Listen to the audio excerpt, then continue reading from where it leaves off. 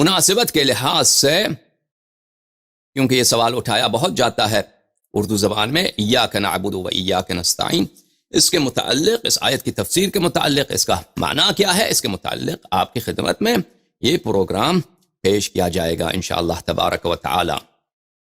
اچھا، میری بات جو ہے وہابی جماعت سے بہت ہوئی ہے۔ عام طور پر عربی زبان میں جو وہابی ہیں، سلفی ہیں، ان کے علماء بڑے فاضل بھی ہیں، وہ اس آیت پہ استدلال اتنے نہیں کرتے۔ یعنی مجھے یاد نہیں پڑتا کہ کبھی کسی وہابی عالم نے مجھے توحید کے معاملے پر اور اللہ تعالیٰ سے استمداد کے معاملے پر اس آیت کی روح سے اس نے استدلال کی ہو۔ کون سی آیت ہے؟ ایاک نعبد و ایاک نستعین، کیونکہ ان کو معنی معلوم ہے، ان کو یہ ایاک نعبد و ایاک نستعین، اس میں حصر پہ کوئی تصریح نہیں ہے، قصر پہ کوئی تصریح نہیں ہے۔ اب حصر کیا ہے، قصر کیا ہے، ابھی بتائیں گے انشاءاللہ تبارک و تعالی۔ لیکن اردو زبان میں عام طور پر، بلکہ ہمیشہ اس آیت کا ترجمہ کیسے کیا جاتا ہے اردو زبان میں؟ نا، ایاک نعبد، ہم تیری ہی، صرف تیرے ہی عبادت کرتے ہیں، اکیلے تیرے ہی عبادت کرتے ہیں، و ایاک نستعین، اور صرف تجھ سے مدد مانگتے ہیں، یا صرف تجھ سے عون طلب کرتے ہیں، مدد طلب کرتے ہیں۔ ایاک نستعین یعنی اردو زبان میں عام طور پہ کس طرح ترجمہ کیا جاتا ہے؟ تجھ ہی سے، یعنی تیرے ماں سوا کسی اور سے مدد نہیں طلب کریں گے، تجھ ہی، صرف تجھ سے مدد طلب کریں گے۔ تو آیت کا کیا یہی ترجمہ ہے؟ یہی معنی درست ہے؟ یہی معنی متعین ہے؟ یا آیت کا معنی کچھ اور ہے عزیزوں؟ اب یہ ترجمہ اردو زبان میں مشہور ہو چکا ہے، کافی پھیلایا جا چکا ہے، اور عام طور پہ آپ کے جو اردو زبان والے مولوی ہیں وہ ہوتے بھی جاہل ہیں بہت، یعنی جو علوم حاصل کرنے کا طریقہ کار ہے، تفاسیر دیکھنا ہے، علم معانی بیان کے کتب دیکھنا ہے، یہ تو بہت کم لوگ کرتے ہیں، بہت کم لوگ کرتے ہیں۔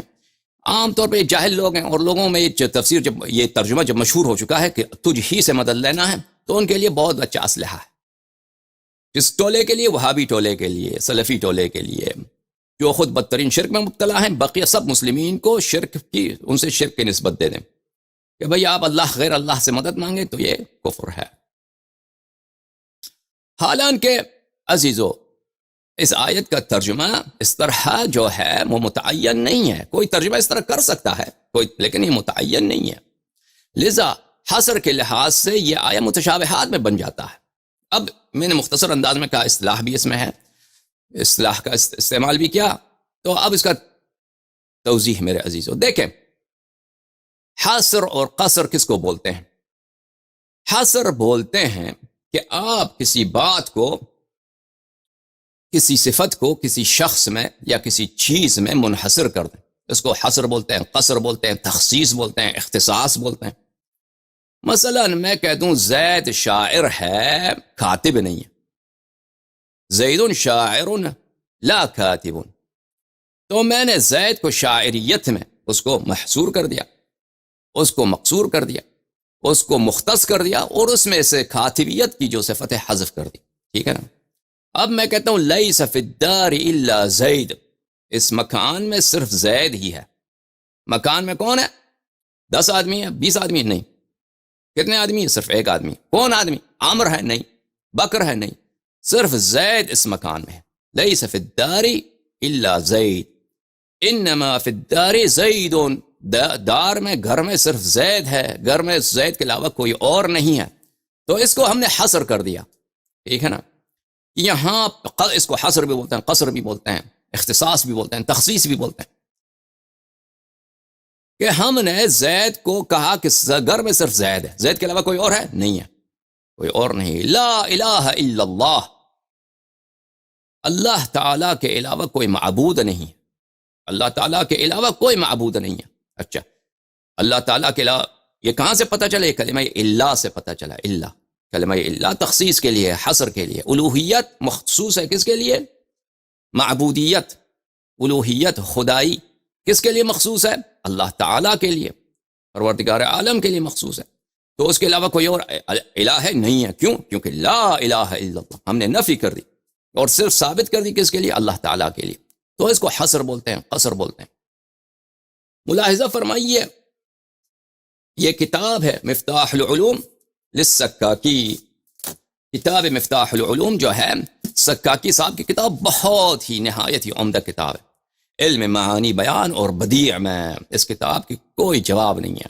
اور باقی سب جتنے آپ کی خدمت میں عرض کریں جو اہل ادب ہیں، بلاغت والے ہیں، انہوں نے اس کتاب سے استفادہ کیا ہے. خطیب قزوینی کی بھی جو کتاب ہے وہ بھی اسی کتاب کی اختصار ہے، اور اسی کی شرح ہے مختصر مطول وغیرہ عروس الافراح.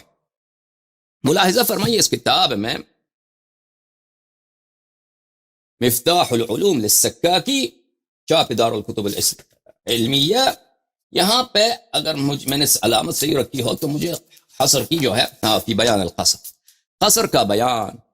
اعلم ان القصر وحاصل معنى القصر، قصر کا ترجمہ کیا ہے، تعریف کیا ہے، ڈیفینیشن کیا، راجع الى تخصیص الموصوف عند السامع بوصف دون شأن. قصر کا کیا مطلب ہے کہ تخصیص کرتے ہیں، ہم خاص بناتے ہیں کہ موصوف ایک اس میں یہی صفت ہے اور صفت نہیں ہے. اس گھر میں صرف زید ہے تو گھر موصوف ہے، ہاں اس میں رہنے والا صرف کون ہے، بسنے والا صرف زید ہے، کوئی اور نہیں ہے.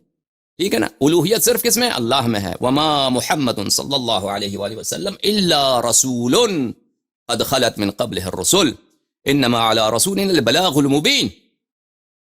لوگوں کو یہ شاید گمان ہو کہ رسول پاک صلی اللہ علیہ وآلہ وسلم مرنے والے نہیں ہیں. فرمایا کہ یہ تو ملائکہ تو نہیں ہے، صرف وہ کیا ہے، ایک رسول ہے، صرف ایک رسول ہے، صرف رسول ہے. قد خلت من قبلہ الرسل، ان سے پہلے بھی رسول گزرے ہیں، وہ سب مر گئے تو ان کی بھی موت آنی ہے. صلی اللہ علیہ وآلہ وسلم. افإن مات او قتل انقلبتم على اعقابکم، اے جمع صحابہ. ہم سے تعجب کہتے ہیں صحابہ مرتد ہو گئے. بھائی قرآن تو پڑھو، قرآن نے پہلے خبر دیا کہ صحابہ مرتد ہوں گے رسول پاک صلی اللہ علیہ وآلہ وسلم کے بعد. افإن مات او قتل انقلبتم على اعقابکم. اس میں اگر کوئی عجب کی بات ہوتی، تعجب کی بات ہوتی، کوئی مردود بات ہوتی تو رسول اللہ تعالیٰ اس کو قرآن میں ذکر نہیں کرتے. کیا اگر رسول پاک صلی اللہ علیہ وآلہ وسلم مر گئے تو تم اتنے بھی ایمان ہو. اس کو کب نازل ہوئی یہ آیت؟ یہ آیت اس وقت نازل ہوئی کہ رسول پاک صلی اللہ علیہ وآلہ وسلم والرسول یدعوکم فی اخراکم. جنگ احد میں صحابہ سب جو ہیں بھاگ گئے، فرار کیے، اور رسول پیچھے سے پکارتے تھے کہ فلانا فلانا کہاں بھاگ رہے ہو. ٹھیک ہے نا. ابھی فرار احد پر آپ سے انشاءاللہ تبارک و تعالی بات کریں گے کہ یہ صحابہ جنہوں نے ہجرت کی، اپنی مال اولاد چھوڑ دی، رسول پاک صلی اللہ علیہ وآلہ وسلم جان و مال قربان کرتے تھے، یہ سب بھاگ گئے. رسول پاک صلی اللہ علیہ وآلہ وسلم کو کفار کے محاصرے میں، کفار کی حملوں کے سامنے وہ بے بس چھوڑ لیے اور سب فرار. ان جملہ میں سے ابو بکر، عمر، عثمان تو اتنا دور چلا گیا کہ 3 دن کے بعد واپس آئے، اتنی دور فرار. بہرحال یہ آیت اس وقت نازل ہوئی کہ ان کے یہ تو کفر محض ہے کہ بیعت کرنے کے بعد کہ ہم آپ کے جان قربان کریں گے. جنگ میں آئی، تھوڑا سا فشار آیا، تھوڑا سا پریشر آیا کفار کا، سب بھاگ گئے. اچھی بات ہے. تو کیا اس کا عفو بھی ہوا ہے؟ صحابہ نے کبھی توبہ بھی کیا اس سے؟ اس کے متعلق انشاءاللہ بات کریں گے کہ عفو کے جو ادعا کیا جا رہا ہے یہ عدم نزول عذاب دنیا میں ہے. وَإِلَّا اس کا مطلب یہ نہیں ہے کہ ان کا جو ہے ان پہ عذاب نہیں ہوگا بھاگنے کی وجہ سے، نقض بیعت کی وجہ سے، جنہوں نے بیعت توڑا ہے. تو اس وقت یہ آیت نازل ہوئی کہ اگر رسول پاک صلی اللہ علیہ وآلہ وسلم قتل ہو جائیں، مر جائیں، تو آپ تو اب کہیں گے، اگر میں لفظ حرامی کہہ دوں، حرامی ہو، آپ کہیں گے کہ مولوی صاحب جو ہیں وہ سخت الفاظ استعمال کرتے ہیں. چلے استعمال نہیں کرتے بھائی. عُتُلٍّ بَعْدَ ذَلِكَ زَنِيمٌ. قرآن نے منافقین کے لیے زنیم یعنی زنازادہ کا لفظ استعمال کیا. ٹھیک ہے نا.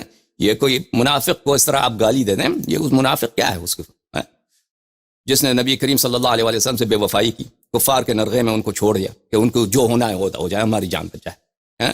اگر ان کو آپ گالی دے دیں اس میں کیا حرج ہے جب قرآن نے ان کو زنیم زنازادہ کہا ہے. اچھا تو تم کیا بھاگ جاؤ گے؟ معاف کیا، تو تم کیا انقلبتم علی اعقابکم، تم اپنے دین آپ کے آبا و اجداد کے جو ادیان ہیں، بت پرستی، شرک، اس پہ پلٹ جاؤ گے. ومن ينقلب علی عقبیہ فلن یضر اللہ شیئا. اور جو مرتد ہو جائے میرے حبیب کے بعد صلی اللہ علیہ وآلہ وسلم، اللہ کو اس کا کوئی ضرر نہیں پہنچتا. بہرحال تو یہاں پہ وما محمد صلی اللہ علیہ وآلہ وسلم الا الرسول، یہ رسول ہیں. تو یہ نبی کریم صلی اللہ علیہ وآلہ وسلم جو موصوف ہیں ان میں سے باقی جو خلود کا جو صفت ہے نفی کر دی. اس کو حصر اضافی بولتے ہیں. ہم حصر اضافی حقیقی غیر حقیقی کے متعلق بات کریں، آئے گا انشاءاللہ. تو یہ صرف پیغمبر ہیں، پیغمبر کے لیے موت بھی ہوتی ہے. اچھا، انما علی الرسول بلی وما علی الرسول الا البلاغ المبین، ہمارے رسول صلی اللہ علیہ وآلہ وسلم جو ہیں ان پہ صرف بلاغ مبین واجب ہے. حکم اور دین اور عقائد پہنچانا ہے. اب کوئی ایمان نہ لائے، کوئی ایمان لا کر پھر کافر ہو جائے، اس پہ یہ رسول پاک صلی اللہ علیہ وسلم کی کوئی ذمہ داری نہیں ہے کہ رسول ناکام بن گئے. بھائی شیعہ کہتے ہیں کہ صحابہ مرتد ہو گئے، تو یہ تو رسول صلی اللہ علیہ وسلم کی ناکامی نہیں، رسول کی ناکامی نہیں ہے، یہ صحابہ کی ناکامی، ان کی بدبختی ہے، ان کی بدبختی ہے. کوئی دین ایمان لائے. انبیاء علیہ السلام کیا لاتے تھے؟ پیغام لاتے تھے معجزات کے ساتھ، آیات و بینات کے ساتھ، اخلاق حسنہ کے ساتھ، موعظہ کے ساتھ. کوئی ایمان نہ لائے تو وہ پیغمبر کی ناکامی نہیں ہے کہ وہ اس نے خیانت کیا، کہ وہ اچھا پیغمبر نہیں. اچھی بات. وما علی الرسول الا البلاغ المبین، رسول صلی اللہ علیہ وسلم پہ صرف بلاغ مبین واجب ہے. اس کے علاوہ لوگوں کو مومن بنانا یہ ان کی ذمہ داری نہیں ہے. ٹھیک ہے نا، کہ اگر کوئی ایمان نہ لایا یا کوئی ایمان لانے کے بعد وہ منافق بن گیا تو وہ ان کی مذمت ہو، رسول پاک صلی اللہ علیہ وسلم کی کوئی عیب ہو. تو یہ کیا ہے؟ اس کو حصر بولتے ہیں. ان کا کام صرف کیا ہے؟ بلاغ ہے، پہنچانا ہے، بیان کرنا ہے، اچھی طرح سے بیان کریں. اب کوئی ایمان نہ لائے تو یہ اس کی ذمہ داری نہیں ہے، یہ نفی کر دی. تو کیا فرمایا سکاکی صاحب نے؟ عزیزو، سکاکی نے فرمایا معنی القصر الى تخصیص الموصوف عند السامع بوصف دون شان، کہ آپ ایک وصف ثابت کریں دوسری وصف ثابت نہ کریں. ٹھیک ہے نا. اچھا، جب یہ بات آپ کو پتا چلا کہ حصر کا مطلب یہ ہے، حصر کا کیا مطلب ہوا؟ حصر کا مطلب یہ ہوا کہ جو ہم نے آپ کو بتا دیا. اچھا، جب یہ مطلب آپ کو پتا چلا تو حصر کے لیے اردو زبان میں اس کا مثال دیتا ہوں. آپ کہتے ہیں میں تو صرف آپ کا خیر خواہ ہوں، میں صرف آپ کا خیر خواہ ہوں. یہ یہاں پہ حصر کہاں سے پتا چلتا ہے؟ حصر کہ میں دشمن نہیں ہوں، میں نامخلص آدمی نہیں ہوں، میں جو ہے میں آپ کا بدخواہ نہیں ہوں، یہ میں تو صرف خیر خواہ ہوں. یہ حصر کہاں سے پتا چلتا ہے؟ کہ آپ میں یہ صرف یہ صفت ہے آپ کے لیے کہ میں آپ کی بلائی چاہتا ہوں. یہ لفظ صرف سے پتا چلتا ہے. ٹھیک ہے نا. اگر کہہ دیں کہ میں خیر خواہ ہوں تو اس میں حصر نہیں ہے. آپ ہو سکتا ہے خیر خواہ ہونے کے علاوہ اور بھی بہت کچھ ہوں، لیکن جب آپ نے کہا میں صرف خیر خواہ ہوں تو آپ نے بدخواہی وغیرہ جو اتنے صفات ہیں وہ حذف کر دیں. وہ لفظ صرف سے پتا چلتا ہے. ٹھیک ہے. یا مثلا کہتے ہیں کہ لفظ ہی، اردو زبان میں کہتے ہیں لفظ ہی، آپ ہی سے بات کر رہا ہوں، آپ ہی سے بات کر رہا ہوں. اس کا کیا مطلب ہے؟ یعنی میرے مخاطب آپ ہیں، دوسرے نہیں ہیں، دوسرے نہیں ہیں. اس کا کہاں سے پتا چلا؟ لفظ ہی سے. یہ حصر کے لیے اردو زبان میں، حصر کے لیے، اختصاص کے لیے، تخصیص کے لیے، کہ میرے خطاب مخصوص آپ کے لیے، آپ ہی سے بات کر رہا ہوں نا. ٹھیک ہے نا. یہ لفظ صرف، لفظ ہی، اس طرح کے اور بھی الفاظ ہو سکتے ہیں اردو زبان میں. یہ اس سے آپ حصر کا بیان کر سکتے ہیں. عربی زبان میں کیا ہے؟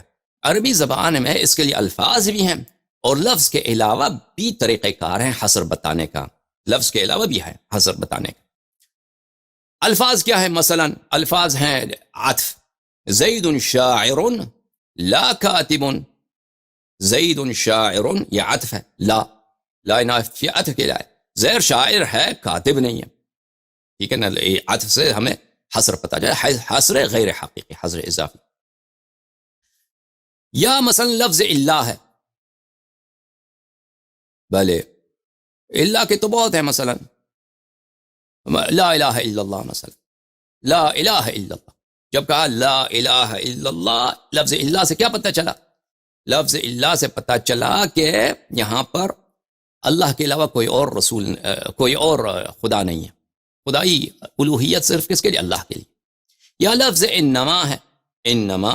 انما یرید اللہ لیذہب عنکم الرجس اہل البیت ویطہرکم تطہیرا. انما، یہ جو آیت ہے صرف کس کے لیے؟ صرف اہل بیت الطاہرین علیہم السلام. مطہر صرف کون ہے؟ ازواج نہیں، ازواج مطہر نہیں ہے.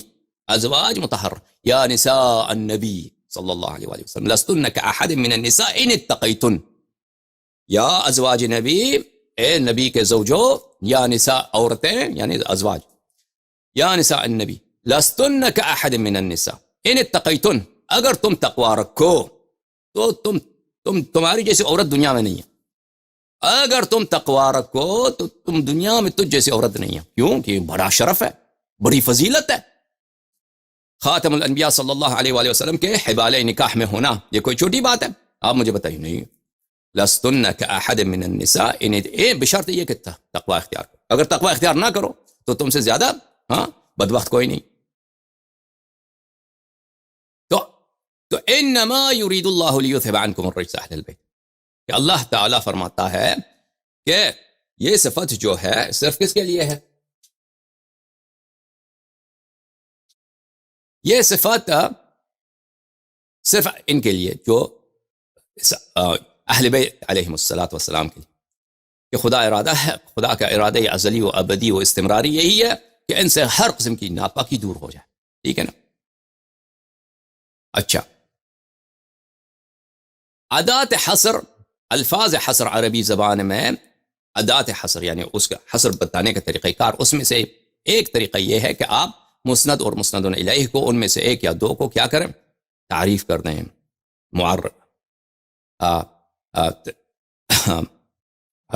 معرفہ بنا دیں, نکرہ نہ بنائیں. مثلا کہہ دیں کہ الرجل زیدون, الرجل زیدون, یعنی وہ شخص جس میں مردانگی ہے وہ تو صرف زید ہے, یعنی دوسروں میں اتنی مردانگی نہیں ہے. الرجل زیدون. الشاعر امرؤ القیس, شاعر جو ہے الشاعر امرؤ القیس, شاعرون اگر کہتے ہیں امرؤ القیس ایک شاعر ہے, الشاعر امرؤ القیس جو سب سے بڑا شاعر ہے. شاعری منحصر ہے کس میں؟ امرؤ القیس. جیسے مثلا یہ ادعائی ہے, حصر ادعائی, حصر مجازی. کہ شاعری دوسرے تو شاعر ہے, دوسرے شعراء تو شاعروں کی گنتی میں بھی نہیں آتے, شاعر تو صرف امرؤ القیس ہے. ٹھیک ہے نا؟ مثلا اللہ الصمد, اللہ صرف بے نیاز کون ہے؟ صرف بے نیاز کون ہے؟ اللہ تعالیٰ ہے. مثلا صرف بے نیاز. یہ کیوں؟ یہ مسند الیہ کی تعریف جو ہے یہ حصر پہ دلالت کر سکتی ہے, نہیں کہ ہمیشہ اس طرح ہو. یہ ہمیشہ دلالت, یا مسند کی تعریف کر دیں یا مسند الیہ دونوں کی تعریف کرتے ہیں. تو اس کے ادات بہت زیادہ ہیں عربی زبان میں. ان ادات میں سے ایک ادات بولتے ہیں آلہ کار کو. ادات عربی زبان کا لفظ ہے آلہ کار. حصر بتانے کا ایک آلہ کار ہے تقدیم ما حقہ التاخیر, یعنی ایک چیز جو جملے میں اس کو بعد میں آنا چاہیے, بعد میں آنا چاہیے. ٹھیک ہے نا؟ میں نے کھانا کھایا, میں نے کھانا کھایا, یہ اردو زبان میں ایک جو ترتیب ہے الفاظ کا, یہ معمولی ترتیب یہی ہے کہ آپ کہتے ہیں میں, ابتدا فاعل سے کرتے ہیں, میں نے کھانا کھایا, اس کے بعد مفعول, اس کے بعد فعل. ٹھیک ہے نا؟ اگر ہم اس کے ترتیب کو بدل دیں, کھانا میں نے کھایا, اردو زبان میں اردو زبان میں کوئی اس سے حصر شاید نہ سمجھے, لیکن عربی زبان میں اگر یہ کہہ دیں تو ہو سکتا ہے, یہ متعین نہیں ہے, ہو سکتا ہے کہ اس سے حصر استفادہ ہو, حصر استفادہ. مثلا فَإِيَّايَ فَاعْبُدُونَ, فَإِيَّايَ فَاعْبُدُونَ,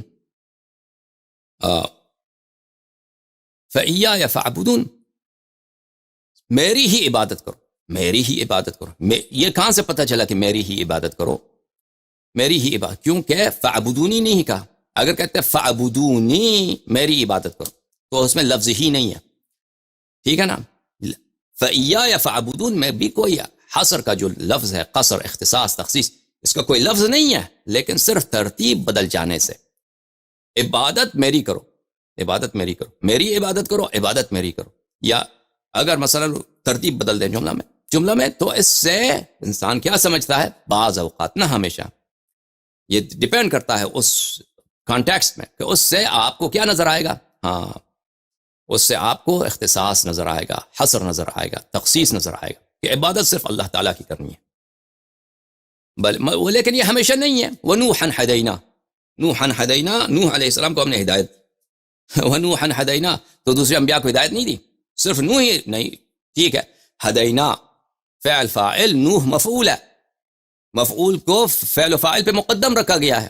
یہ جو ہے ترتیب تقدیم ما حق التاخیر کیا ہے یہاں پہ کیا گیا ہے. یعنی حق یہ ہے عربی زبان میں جو جملے کا جو ترتیب ہے کہ مفعول کو فاعل اور فعل کے بعد آنا چاہیے. پہلا فعل ہوگا ضربت زیدن, ضربت زیدن. اردو زبان میں کیسے کہیں گے؟ میں نے زید کو مارا, پہلے فاعل, پھر مفعول, پھر کیا؟ پھر فعل، میں فاعل، زید کو مفعول، مارا فعل. اردو زبان میں جو محاورتاً عام استعمال، اگر آپ شعر شاعری کرتے ہیں تو ترتیب بدلتے ہیں نا، لیکن عام جو جملے ہوتے ہیں نثر میں یا محاورے میں ہی کہیں گے میں نے زید کو مارا، تو فعل پھر مفعول پھر معاف کیجیے فاعل پھر مفعول پھر فعل. لیکن عربی زبان میں اس طرح نہیں ہے. ضربت زیدن، ضربت زیدن، پہلے فعل کو کہیں گے ضرب یہ فعل ہے، تو فاعل ہے، تو یہ ضمیر ہے، فاعل ہے، زیدن یہ مفعول. یہ جو ہے یہ ترتیب، عام ترتیب. لیکن اگر ہم اس کو الٹا دیں، زیدن ضربت، زید کو میں نے مارا، تو اس کے کئی معنی ہو سکتے ہیں. اس میں سے ایک معنی جو ہے کیا ہے، وہ ایک معنی یہ ہے کہ میں نے صرف زید کو مارا ہے. تقدیم حق و تاخیر اس پہ دلالت کر سکتا ہے. نوحن ہدینا، نوح علیہ السلام کو ہم نے ہدایت دیا. اب صرف نوح کو ہدایت دیا، باقی انبیاء کو نہیں، سب انبیاء کو ہدایت دیا. ٹھیک ہے نا. تو یہاں پر ہمیں پتہ ہے کہ یہ تخصیص نہیں ہے، اس میں یہ کسی اور وجہ سے ترتیب بدلا گیا ہے. یہ تخصیص کی وجہ سے یا حصر کی وجہ سے یا قصر کی وجہ سے نہیں بدلا گیا ہے. اب یہ مقدمہ آپ اپنی ذہن میں رکھیے. اب آتے ہیں اس آیہ کی شریفہ جو سورہ مبارکہ یہ فاتحہ میں ہے، سورہ حمد میں ہے. وَإِيَّاكَ نَعْبُدُ وَإِيَّاكَ نَسْتَعِينُ، ہم تیری عبادت کرتے ہیں اور تجھ سے مدد مانگتے ہیں. یہاں پہ دیکھیں عزیزو، یہ اصل میں کیا ہے؟ اصل میں نعبدک و نستعینک ہے. نعبدک تیری عبادت کرتے ہیں، تجھ سے مدد مانگتے ہیں. لفظ ایا یہاں پر کیا ہے؟ لفظ ایا جو ہے یہ اسامی مبہمہ میں سے ہے، اس کی کوئی معنی نہیں ہے لفظ ایا. لیکن عربی زبان میں یہ ہے کہ ضمیر جو ہے، ضمیر متصل کو جب آپ منفصل کر دیں گے، چاہے وہ اپنے عامل پہ مقدم ہو یا اپنے عامل سے متأخر ہو، تو اس کے لیے لفظ ایا لانا پڑتا ہے. ٹھیک ہے نا، لفظ ایا لانا پڑتا ہے. اردو زبان میں اس کا ترجمہ تو نہیں ہو سکتا، یا ہر زبان کی اپنی خصوصیات ہیں. مثلا اگر ہم کہتے ہیں کہ اعطیتک، یہ بہت کم لوگ اس طرح عربی زبان میں بولتے ہیں. میں نے آپ کو وہ دیے، اس کو میں نے آپ کو دیا، میں نے آپ کو 5 روپے دیے، میں نے آپ کو 5 روپے دیے. اعطیتک 5 دراہم. ٹھیک ہے نا. اب اس کو ضمیر میں بدل دیں، اعطیتک، ہاں یہ کم لوگ بولتے ہیں. اکثر عربی زبان میں ہوتا ہے اعطیتک ایاہا. کیوں؟ یہ ضمیر جو ہے ضمیر متصل ہے، ضمیر منصوبی ہے. اس کو جب منفصل کرتے ہیں تو کیا ہوتا ہے؟ لفظ ایا لانا پڑتا ہے. لفظ ایا یہ عربی زبان کی خاصیت ہے کہ ضمیر کو متصل کو منفصل کرنے ایا لانا پڑتا ہے. تو کوئی اس کا وجہ میں کیوں بتا رہا ہوں، آپ یہ نہ سمجھیے کہ ایا کا مطلب ہے ایا، لفظ ایا جو عربی زبان میں ایا ہے. لیکن میں آپ کو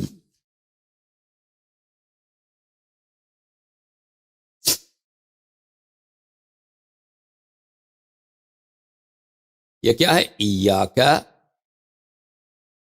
نعبد. یہ کاف جو ہے اس کا مطلب ہے تجھ. اس کا کیا مطلب ہے؟ تجھ. یہ اگر نعبدو کا بھی ہوتا نا، بھی صحیح ہے، نعبدو کا اصل میں بھی یہ ہونی چاہیے کہ کاف کو ضمیر کو، جیسے میں نے زید کو مارا، تو یہ اس کا ترتیب یہی ہونی چاہیے کہ کاف کو فعل و فاعل کے بعد آنی چاہیے. لیکن اس آیت میں اس کو تقدیم دیا گیا ہے. تو اس میں آیت میں کاف کیا ہے؟ کاف کا مطلب ہے تجھ، تو. سمجھ میں آ رہی نا؟ جو ضمیر ہے. لفظ ایا کیا ہے؟ لفظ ایا کا مطلب صرف نہیں ہے. آپ نے یہ نہ سمجھے کہ لفظ ایا کا مطلب صرف یا ہی یا قصر کے لیے. لفظ ایا الفاظ مبہمہ میں سے ہے. یہ صرف کہ ہم نے اس کاف کو، یہ کاف جو ہے نا، کاف کو ہم نے نعبدو سے الگ کر دیا. یہ نعبدو کا، یہ کا تھا نا، کا کو ہم نے یہاں سے تجھ، اس لفظ تجھ کو ہم نے یہاں سے ہٹا دیا، آگے لایا، جملے کے شروع میں لایا. تو اب جب جملے کے شروع میں جب لائے تو یہاں پہ یہ کا نعبدو یہ نہیں کہہ سکتے، وہ ایا لانا پڑتا ہے. سمجھ میں آئی بات آپ کو؟ تو آپ کو یہ نہ سمجھے کہ لفظ ایا جو ہے اس کا مطلب ہے حصر، اس کا مطلب ہے قصر، اس کا مطلب ہے تخصیص. لفظ ایا کا وہ نہیں ہے. اچھا ملاحظہ فرمائیے، یہ کتاب ہے الصحاح تاج اللغہ و صحاح العربیہ، اسماعیل ابن حماد الجوہری صاحب کی کتاب، چھاپ دار العلم للملايين. یہاں پہ صفحہ نمبر 2545 میں لفظ ایا کی وہ شرح کرتے ہیں کہ لفظ ایا کیا ہے. لفظ کاف تو آپ کو پتہ ہے، ایاک نعبدک ونستعینک، ہم تیری عبادت کرتے ہیں، تجھ سے اون مانگتے ہیں، مدد مانگتے ہیں، ٹھیک ہے نا. لفظ ایا کیا ہے؟ ٹھیک ہے، فرماتے ہیں ایا اسم مبہم، یہ اسم ایسا مبہم اسم ہے، یہ اسم ہے مبہم ہے، اس کا اعراب سے کبھی کوئی محل نہیں ہے. بعض لوگ کہتے ہیں کہ اس کو کاف سے اضافہ ہوتا ہے، اگر کاف سے اضافہ ہو تو یہ مضاف ہے، اور بعض نحات کہتے ہیں اس کا اضافہ بھی نہیں ہے. اچھا، وتتصل به جميع المضمرات المتصلة التي للناس، جو منصوب ضمائر متصلہ ہیں، جو مفعولی ضمائر ہیں، یہ اس سے اٹیچ ہو جاتی ہیں. کیسے؟ مثال دے دو، ایاک و ایایا، مجھے، اس کو، ایاہو، اس کو، یہ ایاک تجھے، مجھے، ایاہو اسے، ایانا ہمیں. اس کا مطلب یہی ہے. عربی زبان میں اگر صرف نہ کہہ دے تو اس سے نہیں بنتا، صرف ہا کہہ دو، ہاں صرف ہا ضمیر ہے لیکن یہ ہمیشہ متصل ہوتا ہے. اس کو منفصل کر دیں گے تو اس کے لیے لفظ ایا لانا پڑتا ہے. وجعلت الکاف والہا والیا والنون بیانا للمقصود. اچھا، جو لفظ ایا ہے اس کا کوئی معنی نہیں ہے، یہ مبہم ہے. معنی پہ صرف کیا دلالت کرتا ہے؟ لفظ ہا، لفظ کاف، لفظ نون، لفظ ہا. ایاک، صرف کاف کا مطلب ہے یہاں پہ، ایا کا کوئی مطلب نہیں ہے. ایا صرف کیا آتا ہے؟ فل ان دی بلینک کے لیے، خالی جگہ پر کرو، کیونکہ بول نہیں سکتے اس طرح اس کے علاوہ عربی زبان میں. اچھا، فہی کالکاف، یہ وہی کاف خطاب ہے. فی ذالک وارایتک، وارایتک، ارایتک، کیا تو نے اپنے آپ کو دیکھا ہے؟ وکالف والنون التی فی انت، کیونکہ بلے تھا جو انت میں تھا ضمیر ہے، الف اور نون ضمیر نہیں ہے. اچھا، یہ جو ہے بہت دقیق نحوی نکات ہیں، جو طالب علم ہیں، جو مولوی لوگ ہیں، ان کو شاید سمجھ آ جائے، شاید سمجھ آ جائے. باقی عوام کو اس کو سمجھ بھی نہ آئے تو کوئی ایسی بات نہیں ہے. بس اتنا سمجھیں کہ ایا کا لفظ ایا، یہ اس کا مطلب یہ نہیں صرف، اس کا مطلب یہ نہیں ہے کہ ہی، تیری ہی عبادت کرتے ہیں. ہی کہاں سے لایا؟ لفظ ایا، اس کا مطلب نہیں ہے یہ ہی کہیں اور سے آیا ہوگا. وہاں لفظ ہی، لفظ صرف، وَإِيَّاكَ نَسْتَعِينُ، صرف تجھ ہی سے مدد مانگتے ہیں، صرف ہی. یہ صرف ہی کہاں سے آیا؟ یہ لفظ ایا سے نہیں آیا بھائی، یہ سمجھ لو اتنا، ٹھیک ہے نا. فَيَكُونَ اِيَّا الْإِسْمَ وَمَا بَعْدَهَا لِلْخِطَابِ وَقَدْ صَارَ كَالشَّيْءِ الْوَاحِدِ. اچھا، وقال بعض النحویین ان ایا مضاف الى ما بعده. بعض نحات کا کہنا ہے کہ لفظ ایا کا اضافہ ہوا ہے. اب اضافہ کیا ہے اس کو چھوڑیے آپ. تو یہاں پہ بھلے یہ قول منقول ہے کن سے؟ مجھے جہاں یاد پڑتا ہے خلیل الفراہیدی جو سیبویہ صاحب کے استاد ہیں، واضح علم عروض، ان سے منقول ہے کہ میں نے ایک فصیح عرب کو سنا کہ اس نے یہ کہا، اذا بلغ الرجل الستین فإیاہ وإیا الشباب. شباب یعنی شباب، جب انسان کی عمر 60 کو پہنچے تو وہ نوجوانوں سے دور رہے، برحذر رہے، نوجوانوں سے، شباب سے دور رہے. فإیاہ وإیا الشباب، تو یہ شباب، تو یہ شباب، یہ اس کا اضافہ ہوا ہے. اچھا،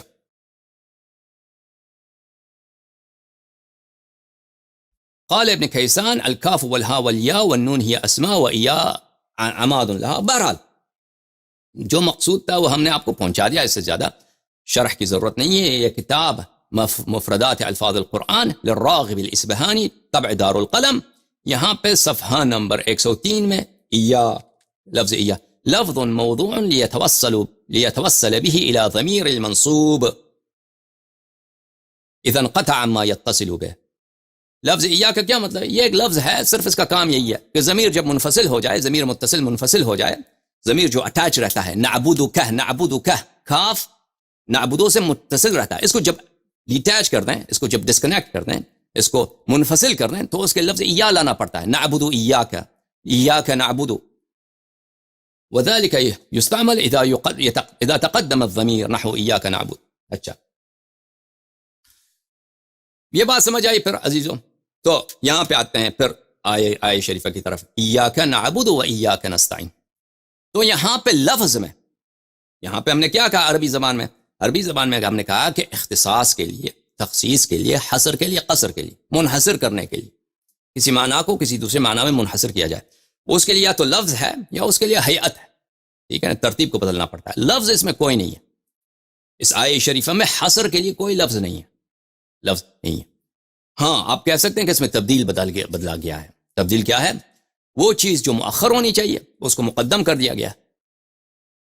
نعبدک و نستعینک کو اس کا ترتیب بدلا دیا گیا ہے، فإیایا فاعبدون کی طرح، کہ اس کی ترتیب کو بدلا گیا ہے. یہ نعبدک بن گیا ایاک نعبد، نستعینک کیا بن گیا؟ ایاک نستعین. تو ہم جو ہے حصر کو کہاں سے استفادہ کرتے ہیں؟ ہاں اس ترتیب کے بدل جانے سے، یعنی جو چیز مؤخر ہے اس کو مقدم کیا گیا ہے. جیسے میں اردو زبان میں کیا کہیں گے؟ اردو زبان میں کہیں گے کھانا میں نے کھایا ہے، کھانا میں نے کھایا، کھایا میں نے ہے کھانا. اب اردو زبان میں اس کی ترتیب بدل دیں تو معنی تو نہیں بدلتے نا. عربی زبان میں خصوصیات ایسے ہیں کہ اس میں سے بعض دفعہ معنی بھی بدل جاتے ہیں. تو کوئی ادعا کر سکتا ہے، بلکہ جن لوگوں نے حصر کا ادعا کیا ہے وہ اسی روح سے ادعا کیا ہے کہ اس میں کیونکہ ترتیب بدلی گئی ہے، ترتیب بدلی گئی ہے، اس لیے اس میں حصر ہے، اس لیے حصر ہے. اچھا، لیکن کیا یہ حقیقت ہے میرے عزیزوں؟ کیا یہ بات، اس پہ کوئی اجماع ہے، یہ بات متعین ہے، یا یہ بات زیادہ مفسرین کا قول ہے، اکثریت و اغلبیت کا قول ہے کہ یہاں پہ کہ اس آیہ شریفہ میں کہ جو تقدیم ہوا ہے، جو مؤخر ہونا چاہیے اس کو مقدم کیا گیا ہے، اس کی وجہ سے معنی بدل گئے ہیں آیات کے، اور اس میں حصر اور قصر اور اختصاص اور تخصیص کا استفادہ ہوتا ہے. اس کا جواب کیا؟ اس کا جواب ہے کہ جی نہیں، یہ نہ اغلبیت کا قول ہے اور نہ یہ قول متعین ہے.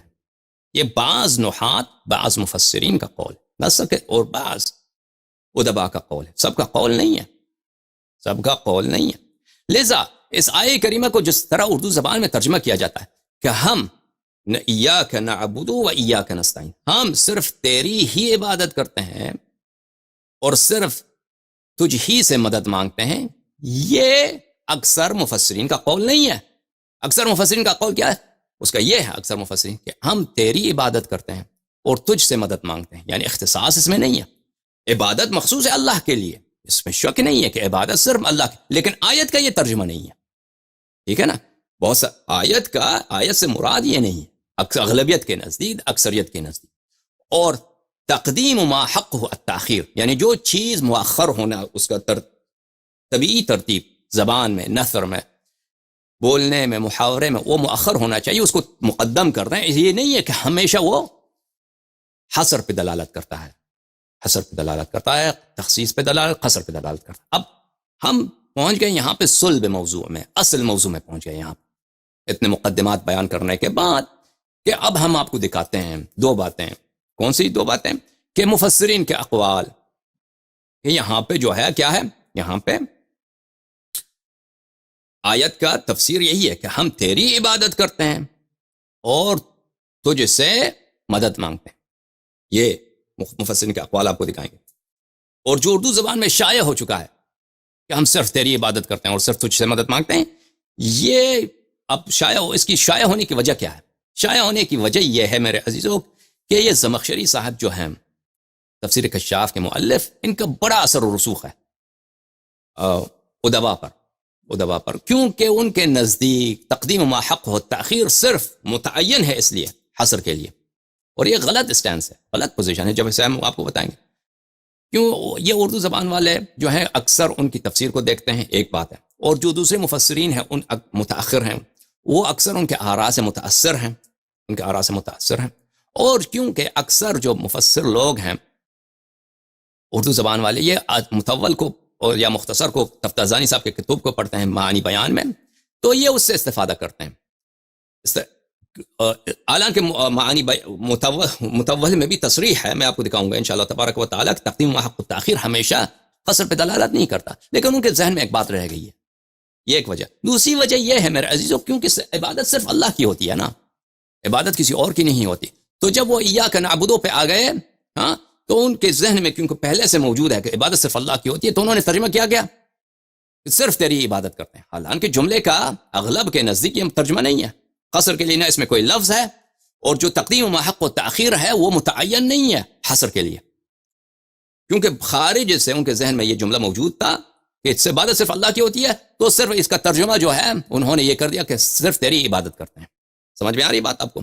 اور جب یہ جملے کا ترجمہ عبادت صرف تیری ہی کرتے ہیں، تو ایاک نستعین میں جو پہنچ گئے اس کا ترجمہ تو اسی کی کاپی کر دی کہ صرف تجھ ہی سے مدد مانگتے ہیں. سمجھ؟ حالانکہ اغلب کے نزدیک یہ نہیں ہے. اچھا، میں آپ کو بہت قدماء مفسرین، بہت معتمد مفسرین کے اقوال دکھاتا ہوں، اور یہاں پہ ایک جملہ مختصراً کہہ دوں اور آگے جا کر میں اس کی زیادہ توضیح دوں گا کہ اگر ہم یہ مان بھی لیں، لو سلمنا وتنازلنا عن المعارضة وعن النقاش، اگر ہم مان بھی لیں کہ چلو یہاں پہ حصر ہے، تو حصر کے تو دو اقسام ہیں، اضافی ہے اور حقیقی ہے.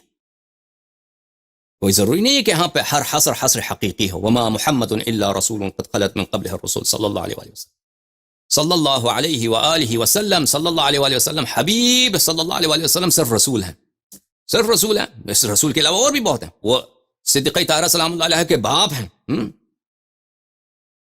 کے باپ ہیں. وہ عبداللہ ابن عبد المطلب کے فرزند نورعین ہیں سلام اللہ علیہما وآلہما. اللہم صلی علی محمد وآل محمد. وہ جناب آمنہ سلام اللہ علیہا کے نور دعین ہیں. ٹھیک ہے نا؟ وہ عربی ہیں، وہ قرشی ہیں، بہت سارے ان کے اوصاف ہیں، صرف رسول تو نہیں ہے. دیکھیں نا. لیکن یہاں پہ کیا حصر اضافی ہے، حصر حقیقی تو نہیں ہے. مثلا لا فتى الا علی سلام من اللہ علیہ ولا سیف الا ذو الفقار. ذو الفقار کے علاوہ کوئی تلوار ہی نہیں ہے. واقعا دنیا میں تلوار تو بہت ہیں، لیکن یہ کیا ہے؟ یہاں پہ حصر مجازی ہے. یعنی دوسرے دو تلوار ان کا اسلام کا کوئی خدمت نہیں کی نا. جو تلوار لے کے بھاگ گئے صحابہ اکرام جو تلوار لے کے کبھی کسی کافر کا کبھی وار ہی نہیں کیا. دکھائیں آپ مجھے تاریخ میں کہ ابو بکر نے کوئی وار کیا ہو، ابو عمر کی کوئی شجاعت دکھائیں، عثمان کی کوئی دکھائیں نا بھائی. تاریخ آپ کتب آپ کے، مغازی آپ کے دکھائیں کہ انہوں نے کسی جنگ میں. فرار تو ہم آپ کو دکھا سکتے ہیں بہت سارے، آپ کے اپنے ہی کتب سے، آپ کے اپنے ہی کتب سے فرار دکھا سکتے ہیں. ان کے کوئی شجاعت مردانی کی بھی دکھایا نام ہے. یہ تو قوم کے آپ کی یہ سردار تھے، قوم کے عربوں کے سردار تھے، خاک سردار تھے. اچھا، تو کہنے کا مقصد ہے اگر حصر مان بھی لینا تو ہم کہیں گے حصر اضافی ہے. حصر اضافی، آپ کوئی متعین تو نہیں کہ حصر حقیقی. اللہ کے علاوہ ہم جو معبود ہیں، باطل معبود ہیں، بتیں ہیں، ہم ان کی سے مدد نہیں مانگتے. اس کا مطلب یہ نہیں کہ آپ کسی اور سے مدد نہیں مانگ سکتے، کسی اور سے مدد نہیں مانگ سکتے نا. حصر کا مطلب یہ تو نہیں کہ حصر حقیقی ہے، اچھی بات ہے، لیکن وہ مرحلہ بعد کا ہے. لیکن ابھی ہم کہتے ہیں کہ یہ جو ترجمہ کیا جاتا ہے کہ صرف تجھ ہی سے مدد مانگیں گے، صرف تجھ ہی سے مدد مانگے، کہ یہ اغلب مفسرین کے لیے کے پاس یہ ترجمہ نہیں ہے. اغلب جو قرآن کریم کے مفسرین ہیں، اب اردو میں جو ترجمہ کرتے ہیں وہ بیچارے، ان کی کیا ویلیو ہے. طاہر قادری اس کو عربی کہاں دی اس نے ترجمہ کیا قرآن کا، وہ اس کو پڑھنا کہاں، اس کو ایک متن دیتے ہیں عربی کا. پروفیسر شیخ الاسلام طاہر القادری، اس کے لیے پڑھنا مشکل ہے عربی عبارات. اکثر مولوی یہ ہوتے ہیں جنہوں نے ترجمے کیے ہیں. ٹھیک ہے نا؟ شیعوں کے بھی یہی ہے. یہ کوئی ایسی، میں نہیں کہتا کہ صرف عمری مولوی ایسا ہیں، شیعہ مولوی بھی ایسا ہیں بیچارے، ان کا مادری زبان نہیں ہے، لیکن وہ عربی زبان سیکھنے میں بہت محنت کرنا ہوتا ہے. کوئی آسان زبان نہیں ہے، اور اس میں دقائق اتنے ہیں، بحر ہے، سمندر ہے کہ جس کی کوئی ساحل ہی نہیں ہے. عربی زبان اتنی بلاغت ہے اس میں، اتنے نقاط ہیں اس میں کہ انسان کو 10 عمر بھی دیا جائے نا، وہ سب اس میں صرف کریں پھر بھی ختم نہیں ہوتا. سمندر ہے بے انتہا، بے انتہا، اس میں اتنے نکات ہیں. اچھی بات ہے عزیزو. یہ کتاب تفسیر القرآن العظیم للتستری ابی محمد ابن عبداللہ ابن یونس ابن عیسیٰ ابن عبداللہ التستری، یہ متوفا ہے سنہ 280 کے، یعنی بہت پرانے مفسر ہیں. جماعت مخالفین کے صفحہ 283 کے ہجری کے یہ وفات ہیں. وفات دار الحرم قاہرہ میں یہ کتاب چھپی ہے. یہاں پہ ایاک نعبد صفحہ نمبر 86 میں ایاک نعبد کا وہ تفسیر کرتے ہیں. ای نعبد، عبادت کا میاں کیا مطلب ہے؟ نخضع و نذل. اما خضوع اور ذلت، عبادت کا کیا مطلب ہے ان کے نزدیک؟ خضوع اور ذلت، اور اعتراف بالربوبیت، اعتراف ربوبیت، یہ ہے عبادت. ونوحدک ونخدمک، اور ہم ایک مانتے ہیں اور آپ کی خدمت کرتے ہیں. یہ عبادت کے معنی ہیں. وَمِنْهُ اشتق اسم للعبد، نعبدو سے مشتق عبد، وَإِيَّاكَ نَسْتَعِين، اور تجھ سے مدد مانگتے ہیں، ای علی ما کلفتنا بما هو الیک، یعنی جو آپ نے تکلیف ہمیں دی ہے، جو واجبات آپ نے جو ہم سے مطالبے کیا، ڈیمانڈ کیا، ہم اس سے آپ کی مدد مانگتے ہیں، لیکن اس میں کہاں ہے کہ صرف آپ سے مدد مانگتے ہیں، اس میں یہ کوئی جملہ نہیں ہے۔ وَإِلَيْكَ الْمَشِيَّةُ وَالْإِرَادَةُ فِيهِ، کیونکہ یہ لوگ کیا ہیں، یہ لوگ مجبرہ ہیں، جماعت عمریہ سب مجبرہ ہیں، سب جبر کے قائل ہیں، چاہے ماتوریدی ہوں، چاہے دیوبندی ہوں، چاہے بریلوی ہوں، چاہے اللہ آپ کا بھلا کرے اشعری ہوں، چاہے اہل حدیث ہوں، سلفی ہوں، وہابی ہوں، حنبلی ہوں، یہ سب مجبرہ ہیں۔ اس میں ایک جماعت ہے جو مجبری نہیں، وہ کون ہے؟ شیعوں جیسا قول ہے، وہ معتزلہ۔ اور معتزلہ کیوں اکثر مسائل میں شیعوں سے ملتے ہیں؟ اس لیے ملتے ہیں کہ ان کا جو اصل مؤسس تھا واصل ابن عطا، اس نے علم اخذ کیا ہے ابو ہاشم سے۔ ابو ہاشم تھے کن کے فرزند؟ اب محمد ابن حنفیہ کے بیٹے تھے، محمد ابن حنفیہ کے بیٹے تھے، ان سے شاگردی کی، تو ان کے اکثر اقوال جو ہیں حاشیوں سے ملتے ہیں، اس لیے۔ لیکن وہ امامت میں جو ہیں بالکل ابو بکر عمر کے کٹر مدافع ہیں امامت میں، لیکن اللہ کی صفات میں، جبر و اختیار میں، قضاء و قدر میں، ان مسائل میں ان کے اقوال شیعوں سے بہت نزدیک ہیں۔ اچھا، والعلم والإخلاص لك ولن نقدر على ذلك إلا بالمعونة والتسديد لنا منك إذ لا حول لنا ولا قوة إلا من عندك، اور تو اگر مدد نہیں کرے گا تو ہم کیا کریں گے، ہمیں حول و قوت صرف تجھ سے ہے۔ بہرحال یہاں پہ ان کے نزدیک بھی ایسا نہیں ہے کہ حول و قوت صرف اللہ تعالیٰ کا ہے، حول و قوت صرف اللہ تعالیٰ سے ہے۔ رسول پاک صلی اللہ علیہ وسلم اگر بھی ہماری کوئی مدد کریں، شفاعت کریں آخرت میں، دنیا میں ہیلپ کریں، اعجاز کریں، وہ بھی حول و قوت اللہ تعالیٰ سے ہے۔ تو استعانت یہاں منظور یہ ہے، یہاں پہ کوئی ایسی جملہ نہیں ہے کہ جس پہ سے آپ حصر کا استفادہ کر سکیں، ٹھیک ہے نا۔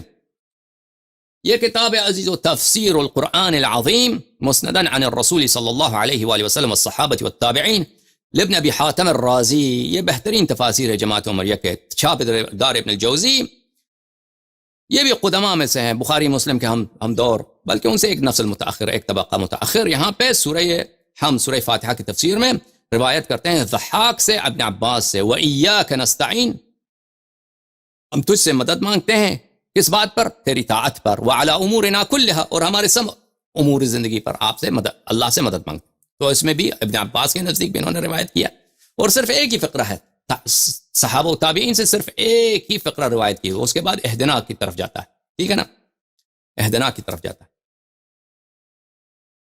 کہ ہم اللہ تعالیٰ سے مدد مانگتے ہیں۔ اب صرف اللہ سے مدد مانگتے ہیں، ابن عباس نے بھی اس کا ذکر نہیں کیا، ٹھیک ہے نا۔ یہ کتاب ہے تفسیر السمرقندی المسمى بحر العلوم، یہ بھی متوفا ہے سنہ 315 ہجری قمری کا، المجلد الاول، چھاپ دار الکتب العلمیہ۔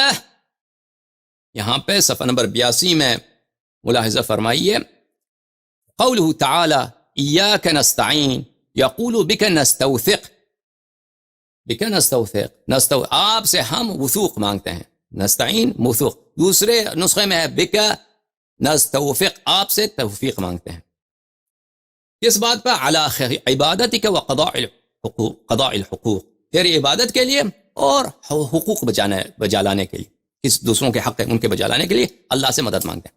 تو اس میں بھی ان کے نزدیک کوئی حصر کا نہیں ہے کہ یہ حصر ہے۔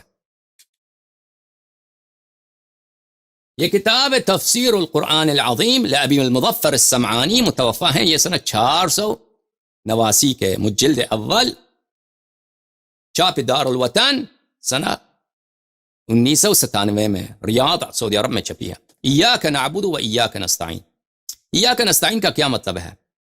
نطلب منک المعونہ، ہم اللہ سے مدد مانگتے ہیں، ہم اللہ سے مدد مانگتے ہیں، ٹھیک ہے، اللہ سے مدد۔ اب صرف اللہ سے مدد مانگتے ہیں، کیا انہوں نے یہ تفسیر کیا؟ نہیں، یہ تفسیر نہیں ہے، صرف کا نہیں کیا، اللہ سے مدد مانگتے ہیں، کیونکہ جو شخص عربی زبان جاتا ہے اس کے لیے بہت واضح ہے کہ مثلا آپ کہتے ہیں آتیتک الدراہم، آتیتک ایاہا، ایاہا آتیتک، اس کا منحصر نہیں ہے کہ یہ معنی ہو کہ اس میں کوئی حصر ہے، حصر ہے، لیکن اردو زبان میں لوگوں کو عربی نہیں سمجھ آتی، تو وہ بیچارے وہ سمجھتے ہیں کہ اس کا مطلب یہی ہے کہ صرف اللہ سے مدد مانگتے ہیں، اور یہ ترجمہ بھی مشہور کرا دیا مترجمین نے کہ صرف اللہ سے مدد مانگتے ہیں، اس کا ترجمہ یہ ہے، ٹھیک ہے نا۔ اور جب میری بات بہت ہوئی ہے توحید پر، عربی زبان کے جو علماء ہیں، سعودی عرب کے، مصر کے وغیرہ کے جو سلفی لوگ، اردن کے بہت سارے علماء سے بات ہوئی ہے، یا مثلا خلیج کے علماء سے، وہ اس آیت سے استدلال نہیں کرتے وہ دوسرے آیت لے کے ان الذین تدعون من دون اللہ عبادا امثالکم، اس طرح کی آیات سے وہ استدلال کرتے ہیں. اس آیت سے استدلال میں مجھے یاد نہیں پڑتا کہ کسی نے استدلال کی ہو ایاک نستعین سے. اچھا، واما قوله ایاک نستعین، اب یہ کہ فرماتے ہیں سمعانی صاحب کہ دیکھیں ایاک نعبد و ایاک نستعین، کہتے ہیں کہ لفظ ایاک کو تکرار کیوں کیا؟ ایاک نعبد و نستعین کہتا ہے نا، ایاک نعبد و نستعین بولتا ہے، تکرار کیوں کیا؟ اس کا جواب دیتے ہیں انما کررہ لانه لو اقتصر على قوله ایاک نعبد و نستعین لیعلم انه المعبود وانه المستعان. فرماتے ہیں کہ اگر اللہ تعالیٰ یہ فرماتا ایاک نعبد و نستعین، اس سے بھی یہی پتہ چلتا کہ اللہ کی عبادت کرتے ہیں اور اللہ سے ہم مدد مانگتے ہیں، اس کا یہی مطلب ہوتا ہے. وعلى ان العرب قد تتكلم بمثل هذا، اور عرب اس طرح بات کرتے ہیں کہ لفظ ایاک کا وہ تکرار کو ضروری نہیں سمجھتے، لیکن یہ ہے وقد يدخل الكلام تجديدا وتفخيما وتعظيما، یہ اس طرح ہوتا ہے کہ ہم لفظ ایاک کو، اس طرح کے موارد کو ہم تکرار کرتے ہیں تفخیم کے لیے، اہمیت بتانے کے لیے، تعظیم کے لیے، اس مورد کی عظمت بیان کرنے کے لیے. ایاک نعبد، تو بڑا عظیم ہے، تیری عبادت کرتے ہیں، تو بڑا عظیم ہے، تجھ سے مدد مانگتے ہیں. تو اس میں جو تکرار ہے وہ کس لیے؟ تفخیم، تعظیم کے لیے. ولا يعد ذلك عيبا، اور یہ عربی زبان میں کوئی عیب نہیں ہے کہ اس طرح کے موارد کو آپ تکرار کریں. كما تقول العرب، عرب اس طرح کہتے ہیں. دیکھیں لفظ بین، مثلا کہتے ہیں کہ هذا المال بین زید و بین عمر، یہ مال زید اور عمر کے درمیان ہے. بین زید و عمر، هذا المال بین زید و عمر. وإن كان يفيد قولهم المال بين زيد وعمر، اگر لفظ بین کا دوبارہ تکرار نہ ہوتا، المال بین زید وعمر، کہتے ہیں کہ مال زید اور عمر کے درمیان ہے.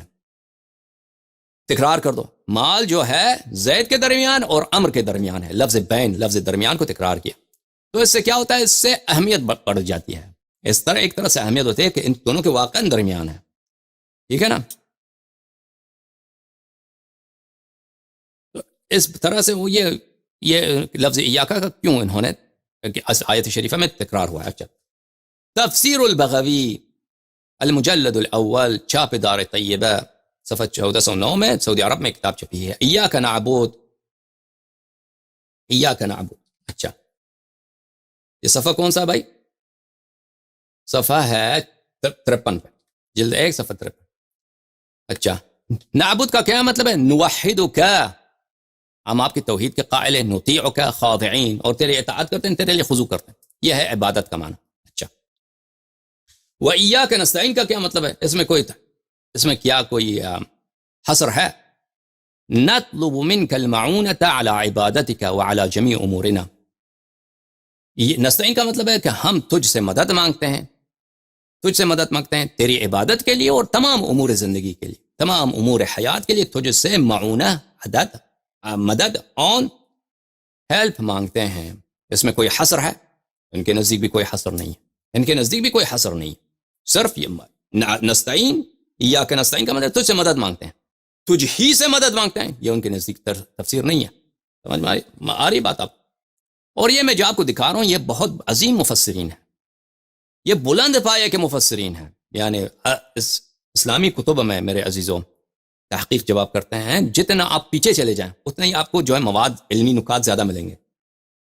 جتنا پیچھے جائیں گے، ویسٹرن سائنسز میں یہ ہے کہ جتنا آپ عصر حاضر کے قریب ہوں گے ان کے تحقیقات بہتر ہوتی جاتی ہیں. ان ویسٹرن کتب میں آپ جتنا کتاب جدید ہوگا، محقق جتنا معاصر ہوگا، قریب العہد ہوگا آپ سے، اتنے ان کے کتب اچھے ہوتے ہیں. مثلا آپ بایولوجی کی کوئی کتاب لے لیں، فزکس کا کوئی کتاب لے لیں، جیوگرافی کا کوئی کتاب لے لیں، ٹھیک ہے، کیمسٹری کا کوئی کتاب لے لیں، تو جتنا نیا کتاب ہوگا اتنا ہی اس میں تحقیقات، مطالب بہتر ہوں گے. اور جتنے پرانے پیچھے چلے جائیں گے اس میں تحقیق کم ہوں گے. اسلامی کتب میں اس کے برعکس ہے، کیونکہ جتنے علماء نئے آتے ہیں وہ زیادہ سے زیادہ نکمے ہوتے ہیں، ٹھیک ہے نا، بکواسیات زیادہ ہوتے ہیں ان کے کلام میں. اور جتنے پیچھے جائیں گے اتنے ہی مطالب ان کا اعتبار زیادہ ہوتا ہے، کیونکہ صدیوں گزر گئے ہیں، ان کی بات جو ہے، ان کی بات اپنی اصالت پہ رہی ہے، ٹھیک ہے نا. الجامع لاحکام القرآن الجزء الاول، تفسیر القرطبی، تو قرطبی صاحب کی تفسیر جزء اول میں. اچھا، اس کتاب کا اردو میں ترجمہ بھی ہو چکا ہے، ہم متن بھی دکھائیں گے عربی زبان کے اور ترجمہ بھی دکھائیں گے. اور دیکھیں آپ کے ترجمہ کرنے والوں نے پھر بھی وہی خطا کیا ہے کہ جب قرطبی صاحب خود تفسیر کرتے ہیں اس میں کوئی حصر نہیں ہے، لیکن ترجمہ کرنے والے اس میں حصر ڈال دیتے ہیں، کیونکہ ان کے ذہن میں ہوتا ہے نا وہ شائع ہو چکا ہے جو معنی کہ ہم صرف تیری سے مدد مانگتے ہیں، حالانکہ متن میں یہ نہیں ہے. الجامع لاحکام القرآن الجزء الاول، چھاپ قاہرہ. یہاں پہ دیکھیے وَإِيَّاكَ نَسْتَعِينُ. اچھا، مسئلہ کون سا ہے؟ مسئلہ الثالثہ والعشرون. صفحہ کون سا ہے بھائی؟ صفحہ نمبر 145، ثالثہ والعشرون، مسئلہ نمبر 23. یہاں پر وَإِيَّاكَ نَسْتَعِينُ کا کیا مطلب ہے؟ اَيْ نَطْلُبُ الْعَوْنَ وَالتَّأْيِيدَ وَالتَّوْفِيقَ، طلب کرتے ہیں تجھ سے عون اور تجھ سے تائید اور تجھ سے توفیق. طلب کرتے ہیں عون اور تائید اور توفیق. اچھا، نستعین کا یہی مطلب ہے. اب اس نے کوئی حصر اس نے کہا؟ کوئی حصر اس نے نہیں کہا. مؤلف کتاب نے کوئی حصر کی بات کی کہ صرف تجھ ہی سے طلب نہیں، مؤلف نے یہ نہیں کہا. اب اس کا اردو ترجمہ دیکھیے، یہ تفسیر قرطبی ہے، چھپی ہے لاہور کراچی پاکستان میں چھپی ہے. اور اس کے مترجم کون ہے؟ متن قرآن کا مترجمہ جسٹس حضرت پیر محمد اکرم شاہ الازہری. مترجمین کون ہیں؟ مولانا ملک محمد بوستان، سید محمد اقبال شاہ گیلانی، محمد انور مکھالوی، شوکت علی چشتی. یہ 4 لوگوں نے اس کا ترجمہ کیا. اچھا، یہ چھپا ہے ضیاء القرآن پبلیکیشنز میں. اچھا، یہاں پہ ملاحظہ فرمائیے مسئلہ نمبر 23. اچھا، اس کے آخر میں وہی جملہ ہے وَإِيَّاكَ نَسْتَعِينُ. ایاک نستعین کا کیا ہے؟ یعنی ہم تجھ سے ہی مدد، تائید اور توفیق طلب کرتے ہیں. دیکھیں لفظ ہی اس نے ڈال دیا.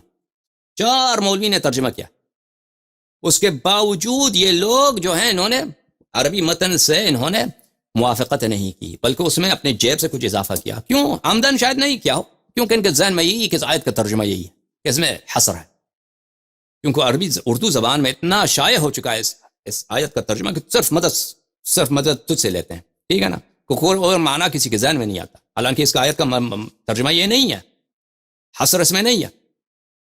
مدد ہم صرف تجھ سے لیتے ہیں، ٹھیک ہے. اچھا، اور میں دوبارہ آپ کو عربی زبان کی جو اصل متن ہے قرطبی صاحب کی دکھاتا ہوں. الجامع لاحکام القرآن جزء اول، یہ صفحہ نمبر 145. ایاک نستعین ای نطلب العون والتأیید والتوفیق، طلب کرتے ہیں عون، مدد، تائید، وہ بھی ہیلپ، سپورٹ، معاونت، توفیق اللہ سے طلب کرتے ہیں، ٹھیک ہے نا. اس میں کوئی حصر کی بات نہیں. اچھا، یہاں پہ بہت اہم نقطہ بیان کرتے ہیں قرطبی صاحب. کیا نقطہ بیان کرتے ہیں کہ یہاں پہ جو تقدیم ما حق و تاخیر ہے، دیکھیں تقدیم مقدم ہوا ہے. کیا چیز مقدم ہوا ہے میرے عزیزوں؟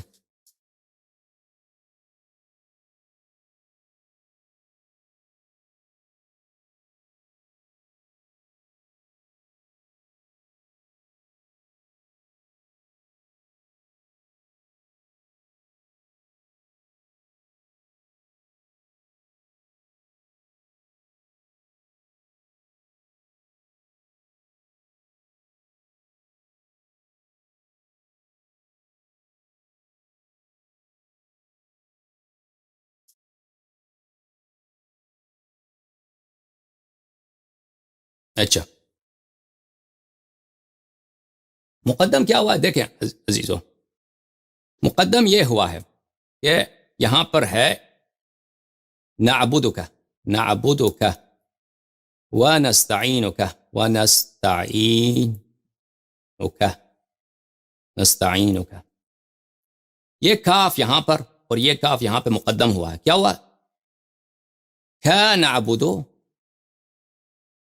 کا نستعین. لیکن ہم نے کہہ دیا کہ اس طرح عربی زبان میں کاف کو اکیلا استعمال نہیں کر سکتے جب یہ منفصل ہو جائے، تو اس کے آگے ایا لانا پڑتا ہے، ایا لانا پڑتا ہے. اچھا، لفظ ایا وہ اس سے کوئی مفر نہیں ہے، اس سے کوئی فرار نہیں، وہ چارہ ہی نہیں، وہ لانا پڑے گا آپ جب اس کو منفصل کر دیں گے تو لانا پڑے گا. یہاں پہ جو چیز جس کو آخر میں ہونا چاہیے تھا، جیسے اردو زبان میں طبیعی ترتیب کیا، میں نے کھانا کھایا ہے، اب اس کو ترتیب کو بدل دیں آپ، یعنی کھایا ہے میں نے کھانا، تو یہ تو کوئی شاعری کر رہا ہوگا نا، کھایا ہے میں نے کھانا، یہ عام زبان میں تو نہیں بولتے ہیں اس طرح. ایاک نعبد و ایاک نستعین میں یہاں پہ جو مؤخر ہونا چاہیے تو اس کو مقدم کر دیا. اس کی وجہ کیا ہے؟ ہاں وجہ بتاتے ہیں، اور بہت نقطہ اہم ہے یہاں پہ کہ یہ حصر کے لیے نہیں ہے کہ کوئی کہہ دے کہ ہم حصر کا استفادہ کس سے کریں گے، حصر کا استفادہ کریں گے تقدیم ما حق و تاخیر سے، کہ ضمیر منصوب، ضمیر مفعول جو مؤخر ہونا چاہیے تو اس کو مقدم ہوا ہے، اس لیے ہم حصر کا استفادہ کریں گے. دیکھیے کیا فرماتے ہیں قرطبی صاحب. مسئلہ الرابع والعشرون، 24واں مسئلہ جو ہے، ان قیل لما قدم المفعول على الفعل، مفعول کو فعل پہ کیوں مقدم کیا گیا ہے؟ قیل له قدم اہتماما وشأن العرب تقدیم الاہم. ہاں اس فرمایا، مفسر صاحب فرماتے ہیں کہ یہ اہمیت بتانے کے لیے، اور عرب کلام میں اہم کو پہلے لاتے ہیں، اہم کو. ایاک نعبد، کیونکہ ہم زیادہ اہم ہے یا اللہ اہم ہے؟ اللہ اہم ہے. تو جو بڑا عظیم ہے، تو جو بڑا ہی عظیم ہے، تو جو بڑا اہم ہے، تیری عبادت کرتے ہیں، تیری عبادت کرتے ہیں. ٹھیک ہے نا؟ یہ اہمیت بتانے کے لیے، نہ یہ کہ صرف تیری عبادت کرتے ہیں، نہیں. یہاں پہ حصر، ہم تقدیم سے حصر کا استفادہ نہیں کرتے، یہاں پہ اہمیت کا استفادہ کرتے ہیں. ایاک نستعین، صرف تجھ سے عبادت تجھ سے مدد مانگتے ہیں، نہیں، ترجمہ یہ نہیں. تو جو بڑا عظیم ہے، تیری اہمیت ہے، تیری بڑی شان ہے، اس کی اہمیت بتانے کے لیے کہ مدد کرنے والا اللہ تعالیٰ ہے، اللہ تعالیٰ سے مدد لیتے ہیں، وہ جو مدد کرنے والی ذات ہے، بڑا اہم ہے، بڑا عظیم ہے، بڑا مفخم ہے، بڑا معظم ہے، تو اس کے لیے ہم مقدم کر دیں گے. سمجھ میں آ رہی بات آپ کو؟ کہنے کا مقصد یہ ہے عزیزو، ایاک نعبد و ایاک نستعین، اس میں نہ لفظ کو یہ ہے، لفظ ادات حصر کے لیے، اور حیعت جو ہے، یہ حیعت بھی متعین نہیں ہے کہ اس کے صرف حصر بتانے کے لیے معین ہو. سمجھ میں آ رہی نا بات آپ کو؟ اگر کوئی مان بھی لیں تو حصر اضافی ہوگا، حصر حقیقی نہیں. نستعین کے متعلق یذکر، کہا جاتا ہے کہ ایک اعرابی نے دوسرے اعرابی کو کیا کیا ہے، اس کو گالی دی. فاعرض المسبوب عنہ، جو گالی سننے والا تھا اس نے اعراض کیا، اس نے نظر انداز کر دیا. تو گالی دینے والے نے کہا ایاک اعنی، گالی دینے والے نے کیا کیا، مقدم کیا، تجھے میں گالی دے رہا ہوں، میرا مقصود تو ہی ہے، مخاطب تو ہی ہے. یعنی یہ اس میں اہمیت ہے، اس میں اہمیت ہے کہ میں جو گالی دے رہا ہوں آپ کو دے رہا ہوں، آپ جو اتنے بنے پھر رہے ہیں، آپ کو میں گالی دے رہا ہوں، کیونکہ مخاطب میں اہمیت ہے. مخاطب اپنے آپ کو بڑا آدمی سمجھتا ہے، اور اس کو گالی دینا بڑی بات ہے، تو میں آپ کو گالی دے رہا ہوں. ٹھیک ہے نا؟ تو فقال له الاخر وعنك اعرض، تو مخاطب نے کہا، مخاطب نے جو گالی سننے والا تھا، اس نے کہا کہ تجھ سے میں اعراض کرتا ہوں. اس نے بھی بات تقدیم کر دی، یعنی تو جو بڑا اپنے آپ کو بڑا آدمی سمجھتا ہے، بڑا دلیر سمجھتا ہے کہ میں گالی دینے والا ہوں، تو میں بھی تجھے نظر انداز کروں. ٹھیک ہے نا؟ فقدم الاہم، دونوں گالی دینے والے اور گالی سننے والے دونوں نے اہم کو، نہ کہ حصر کی بات ہو رہا کو انہوں نے مقدم کیا. وأيضا لئلا يتقدم ذکر العبد والعبادة على المعبود. ہاں اس لیے ایاک نعبد و ایاک نستعین، لفظ ایاک کو مقدم رکھا گیا ہے، کیونکہ ایاک ضمیر جو ہے کس کی طرف پلٹتا ہے، اللہ کی طرف. تو شان یہ کہ اللہ کا ذکر، معبود کا ذکر، عابد کے ذکر، بندے کے ذکر سے مقدم ہو، اس لیے ادب کے لیے اس کا ذکر، یعنی اس کے نزدیک کوئی حصر کی بات نہیں ہے. یہ قرطبی کوئی چھوٹا آدمی نہیں ہے، یہ کلام میں، تفسیر میں، حدیث میں، یہ طراز اول کے علماء میں اس کا شمار ہوتا ہے. فلا يجوز نعبدك ونستعينك، کہتا ہے کہ ادب کا تقاضا یہ نہیں ہے کہ آپ کہتے ہیں نعبدك ونستعينك، کہ اللہ کا ذکر بندے کے ذکر کے بعد آئے. اور یہ بھی درست نہیں ہے، نعبد ایاک ونستعین ایاک، فیقدم الفعل على کنایۃ المفعول وانما یتبع لفظ القرآن. اچھی بات.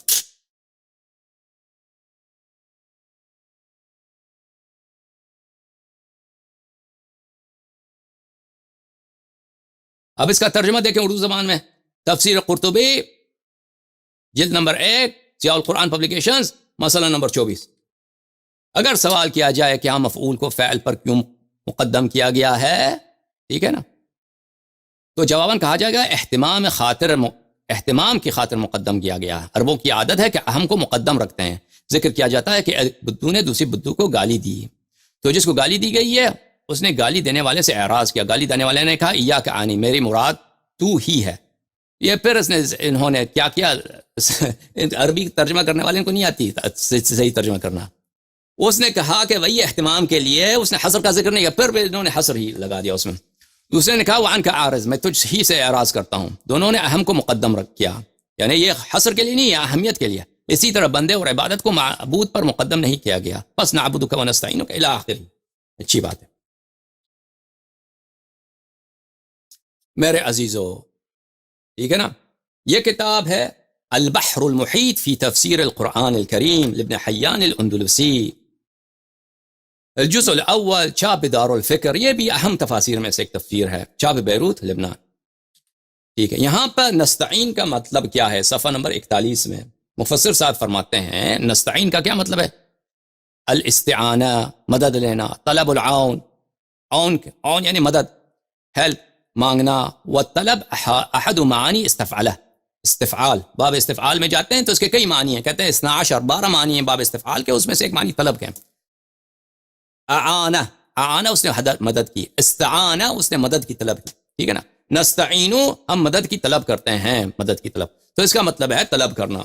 اچھا، پھر آگے جا کر وہ فرماتے ہیں صفحہ نمبر 42 میں، ملاحظہ فرمائیں بہت اہم فقرہ ہے، صفحہ نمبر کون سا ہے، 42، کتاب کون سا ہے، تفسیر ابن حیان الاندلسی۔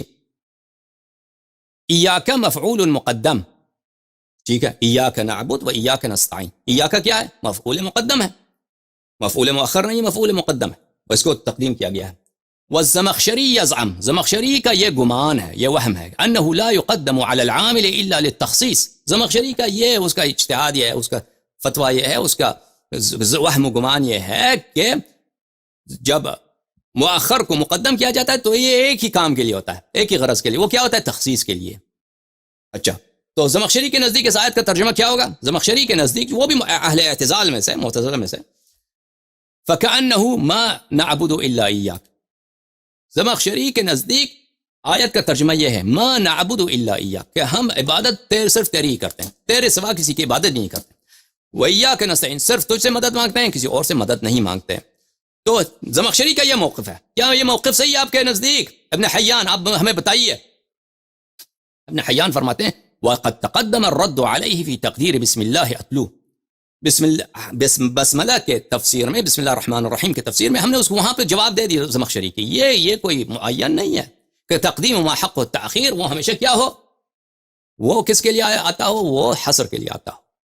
وَذَكَرْنَا نَصَّ سِيبَوَيْهِ هُنَاك، اور ہم نے سیبوئی جو نحات کے اور ادباء کے امام ہیں، سب سے بڑے نحوی، ان سب کے شیخ، ان سب کے بڑے عالم کون ہیں، سیبوئی، بلا شک کو بلا رہا ہے، وہ فارس کے ہیں، سیبوئی کے ہیں، ٹھیک ہے نا، شیراز کے ہیں، لیکن وہ عربیت کے علوم میں سب سے آگے، اور یہ ادباء مولوی لوگ یہ جانتے ہیں۔ اچھا، تقدیم کس لیے، فالتقدیم عندنا انما هو للاعتناء والاہتمام بالمفعول۔ تو تقدیم کا مطلب کیا ہے، تقدیم کا افادہ کیا ہے، بتائیے معنی کیا ہے تقدیم کا؟ فرماتے ہیں ہمارے نزدیک یہاں پہ ایاک نعبد، یہ اختصاص کے لیے نہیں، یہ اعتناء اور اہتمام، یعنی اس کے عظمت بتانے کے لیے، عظمت بتانے کے لیے اس کو مقدم رکھا گیا ہے۔ سمجھ میں آ رہی ہے نا بات؟ اب عظمت بتانے کے لیے بیان کیا گیا، یہ اختصاص کے لیے نہیں ہے، قصر کے لیے نہیں ہے۔ اچھا، سیبوئی نے کیا فرمایا میرے عزیزوں، ملاحظہ فرمائیں، یہ الکتاب سیبوئی کے ہیں، کتاب السیبوئی، ابی بشر عامر بن عثمان بن قنبر، متوفى سنہ 180، بلے انح النحات، جو سب نحویوں کے شیخ ہیں، سب نحویوں کے وہ علامہ ہیں، سب عربیت کے علوم کے، ان کے پائے کا کوئی ادباء میں کوئی ایسا عالم نہیں ہے، سیبوئی، سب لوگ مولوی لوگ جانتے ہیں اس بات کو۔ اچھا، جزء اول، چھاپ ہے مکتبۃ الخانجی بالقاہرہ، مصر کی یہ چھپی ہوئی کتاب ہے۔ اچھا، صفحہ نمبر 80، هذا باب ما يكون الاسم مبنيا على الفعل. اگر مبنیاً سے اس کا یہ اس کے عبارات بھی پڑھنا مشکل ہے کیونکہ اس کی عربی جو ہے اصطلاحات قائم ہونے سے پہلے انہوں نے یہ کتاب لکھی ہے. مبنی علی اسم مبنی علی الفعل ہو، اسم مبنی علی الفعل یعنی اسم کو مقدم کیا جائے، اسم کو آپ فعل سے پہلے ذکر کریں. جیسے ایاکا اسم ہے بھائی، عربی زبان ضمائر اسماء میں سے، معارف میں سے، ٹھیک ہے. او اخرا، یا اس کو مقدم رکھیں یا مؤخر کریں تو وہ کیا ہوتا ہے، اس کا نتیجہ کیا نکلتا ہے. اذا بنیت الاسم علیہ،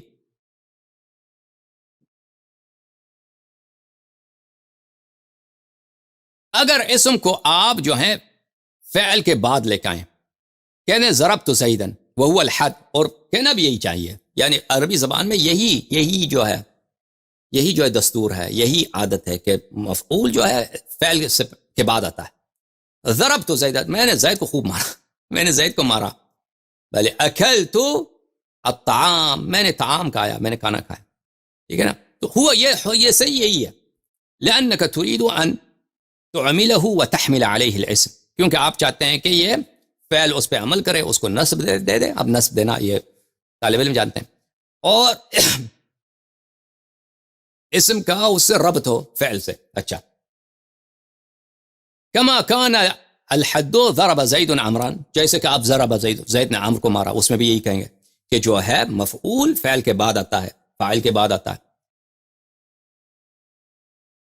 وَإِن قَدَّمْتَ الْإِسْمَ فَهُوَ عَرَبِيٌّ جَيِّد، اگر کوئی شخص مفعول کو فعل پر مقدم رکھے، مفعول کو زیدن ضربتو، زیدن ضربتو، جیسے ایاک نعبد و ایاک نستعین، ہم نے مقدم رکھا ہے مفعول. اب میرے عزیزوں، میں آپ سے معذرت چاہتا ہوں کہ میں آپ کو یہ اتنے ٹیکنیکل چیزیں بتاتا ہوں، لیکن اس کے سوا چارہ نہیں ہے.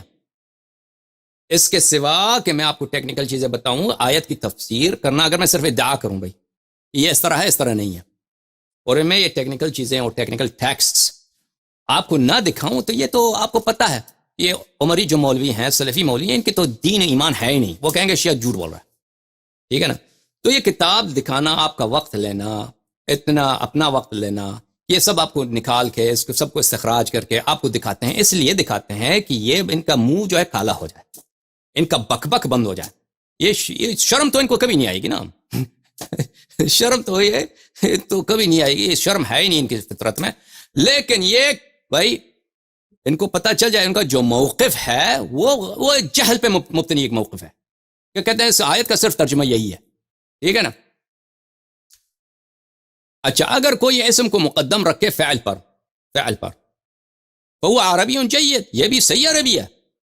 ہاں، کما کان ذالک عربی جیدا، جیسے کہ اگر آپ فعل کو مقدم رکھیں مفعول پر، وہ بھی عربی جید ہے، صحیح عربی ہے. وذالک قولک زید ضربتو، ہم نے زیدن ضربتو، زید کو مقدم رکھا ضربتو پر. یہ کس لیے ہوتا ہے؟ یہ کیا اختصاص کے لیے کہ ہم نے مؤخر کو مقدم کر دیا. ایاک نستعین، نستعینک، ہم نے اس کو چینج کر دیا، کہہ دیا ایاک نستعین. تو کیا یہ اختصاص کے لیے ہے، تخصیص کے لیے، حصر قصر کے لیے ہے، منحصر کرنے کے لیے؟ فرماتے ہیں سیبوی اس کا مطلب کیا ہے؟ والاہتمام، اس کا مطلب ہے اہمیت بتانے کے لیے. والعنایہ، عنایہ کس مطلب میں؟ میرے لیے بہت اہم ہے، میری بڑی عنایت ہے، میری بڑی توجہ ہے اس مطلب سے، اس کے لیے، اس کے بیان کرنے کے لیے. مثلہ فی، بلکہ یہ کہتے ہیں کہ فی تقدیم و تاخیر سوا، بلکہ یہ کہتے ہیں کہ تقدیم و تاخیر سے اہمیت اور عنایت بھی اس میں فرق نہیں پڑتا. سیبوی کا یہ موقف ہے کہ عنایت اس سے نہیں چینج نہیں ہوتا، اس سے اہتمام وہ بھی نہیں چینج ہوتا. نہ صرف یہ اختصاص کے لیے نہیں ہے بلکہ دونوں میں عنایت اور اہتمام ایک جیسا ہے. زیدن ضربتو یا ضربتو زیدن، دونوں میں ایک جیسا ہے. مثلہ ضرب زید عمرا وضرب عمرو زید. اچھا، ومثل ذلك قوله جل ثناؤه وأما ثمود فهديناهم وأما ونوحا هدينا، اس میں کوئی حصر نہیں ہے، ٹھیک ہے نا. اچھا، بسم اللہ کے متعلق وہاں پہ زمخشری پہ ابن حیان نے کیا رد کیا تھا، اس کو آپ کو دکھاتے ہیں. یہ کتاب ہے البحر المحیط فی التفسیر، چھاپ دار الفکر، جزء اول. یہاں پہ صفحہ نمبر 29 میں بسم اللہ الرحمن الرحیم کے تفسیر میں بسم اللہ کس لیے ہے؟ بسم اللہ استعانت کے لیے. بسم اللہ الباء فی البسم اللہ للاستعانت. نحو کتبت بالقلم، میں نے قلم کے ساتھ یعنی قلم کی مدد سے میں نے لکھا ہے. کتبت بالقلم، یہی با استعانت ہے. بسم اللہ، اللہ کے اسم سے مدد لے کر میں شروع کرتا ہوں، میں پڑھتا ہوں، میں گانا کرتا ہوں، میں تلاوت کرتا ہوں، جو بھی آپ کام کر رہے ہیں. بسم اللہ الرحمن الرحیم. با جو بسم اللہ ہے، با بسم اللہ، یہ کس لیے کہتے ہیں؟ یہ استعانت کے لیے. اچھا. وقدرہ الزمخشری فعلا غیر بدأت وجعلہ متأخرا. زمخشری کے نزدیک کہتے ہیں کہ آپ اس میں بدأتو نہیں کہہ سکتے. یہاں پہ جو مقدر فعل ہے وہ بدأتو ہے، کہ میں آغاز کرتا ہوں اللہ کے اسم کی مدد سے. یہ وہ کہتے ہیں بدأتو یہاں پہ نہیں ہے. اور ہے مثلا اتلو ہے، میں تلاوت کرتا ہوں، میں اقرا، میں پڑھتا ہوں، اس طرح کا. اور وہ بھی اس کو مؤخر رکھنا پڑے گا، مقدم نہیں رکھنا پڑے گا، کیونکہ اگر آپ نے مقدم رکھا تو اس میں حصر آ جائے گا. اقرأ بسم اللہ الرحمن الرحیم، اللہ کے نام کی مدد سے میں تلاوت کرتا ہوں. زمخشری کہے گا یہ غلط ہے. اقرأ آپ نہیں کہہ سکتے، شروع ابتدا نہیں کر سکتے، مقدم نہیں رکھ سکتے. اب اس طرح کا بسم اللہ اقرأ، بسم اللہ الرحمن الرحیم اقرأ، بسم اللہ الرحمن الرحیم اتلو، یعنی فعل کو مؤخر رکھا جائے گا، مقدم نہیں رکھا جائے گا. مقدم رکھیں گے تو حصر آ جائے گا کہ صرف میں جو پڑھتا ہوں تو صرف اللہ کے، دوسرے کاموں میں اللہ کے نام سے مدد نہیں لیتا. ٹھیک ہے نا؟ اچھا. زمخشری کیا فرماتے ہیں؟ تقدیر ہو بسم اللہ اقرأ و اتلو اذ الذي يجي بعد التسمیہ مقروء، کیونکہ تسمیہ کے بعد جو آپ آتا ہے وہ آپ قرآن الحمدللہ رب العالمین الرحمن الرحیم مالک یوم الدین وہ پڑھے، تلاوت والی چیزیں ہیں، تو اس لیے اقرا یا تلاوت کی جو ہے وہ تقدیر میں رکھنا پڑے گا. والتقدیم علی العامل عنده یوجب الاختصاص وليس كما زعم.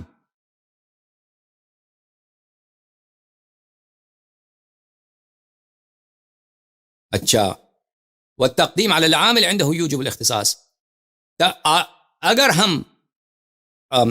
اگر ہم یہ کہتے ہیں کہ اقرأ بسم اللہ، اتلو بسم اللہ، زمخشری کے نزدیک یہ اختصاص پہ دلالت کرتا ہے، لیکن یہ بات غلط ہے، یہ اس کے نزدیک نہیں. پھر وہ سیبویہ کے کلام کی طرف اشارہ کرتے ہیں. تو سیبویہ کا کلام ایک دفعہ دوسرا پڑھتا ہوں کہ میں نے اس میں ترجمے میں غلطی کی ہے.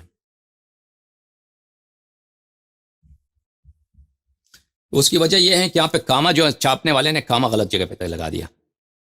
کاما یہاں پہ ہونا چاہیے، کاما یہ ہونا چاہیے. والعنایۃ والاہتمام والعنایہ فی التقدیم والتاخیر سواء مثلہ فی ضرب زید عمرا وضرب عمرا زید. ٹھیک ہے. سیبویہ کا وہی کلام ہے میرے عزیزوں کہ ایک کاما کی وجہ سے مطلب بدل گیا، کاما غلط جگہ پہ لگا دیا. میں دوبارہ پڑھاؤں تو پتہ چل گیا.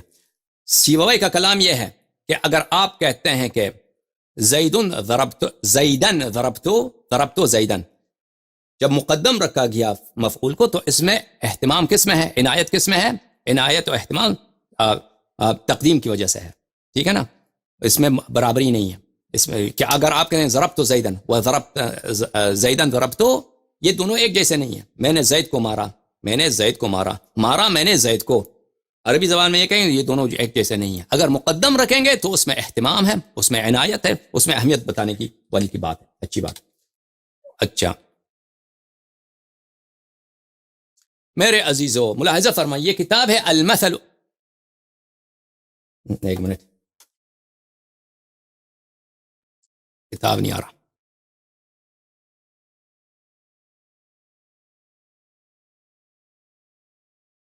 کتاب ہے یہ المثل السائر في أدب الكتاب والشاعر، تعلیف ابن الأثیر الموصلی الجزری. لا الہ الا اللہ. ایک منٹ، آپ جو ہے صحیح نہیں آ رہا.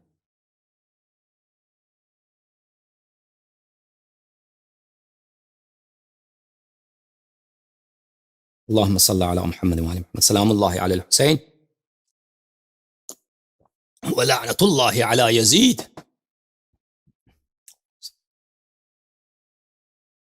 المثل السائر ابن الأثیر الجزری کے کتاب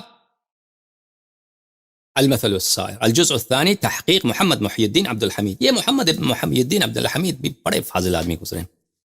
یہ الازہر کے استاد میں عربیت کے استاد تھے اور فقہ کے بھی استاد تھے.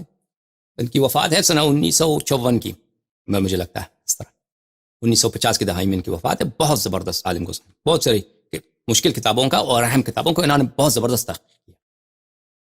اس کتاب میں ادب السائر میں ملاحظہ فرمائیے صفحہ نمبر 38 میں النوع التاسع فی التقدیم والتاخیر، تقدیم و تاخیر میں وہ باب، وهذا باب طویل عریض. تقدیم و تاخیر جو ہے عربیت میں یہ ایک بہت عریض باب ہے، وسیع باب ہے، اور اس میں تقدیم و تاخیر کے بہت سارے معنی ہو سکتے ہیں. یہ نہیں کہ صرف ایک معنی ہے، بہت سارے معنی ہو سکتے ہیں. یشتمل على اسرار دقیقہ، یہاں پہ بہت دقیق اسرار ہیں. منها ما استخرجته انا ومنها ما وجدته في اقوال العلماء البیان. بعض چیزیں جو ہیں اس میں میری تحقیق ہے کہ تقدیم و تاخیر کے یہ معنی ہیں، اور بعض علماء بیان، علماء بلاغت کے ہیں. اچھا،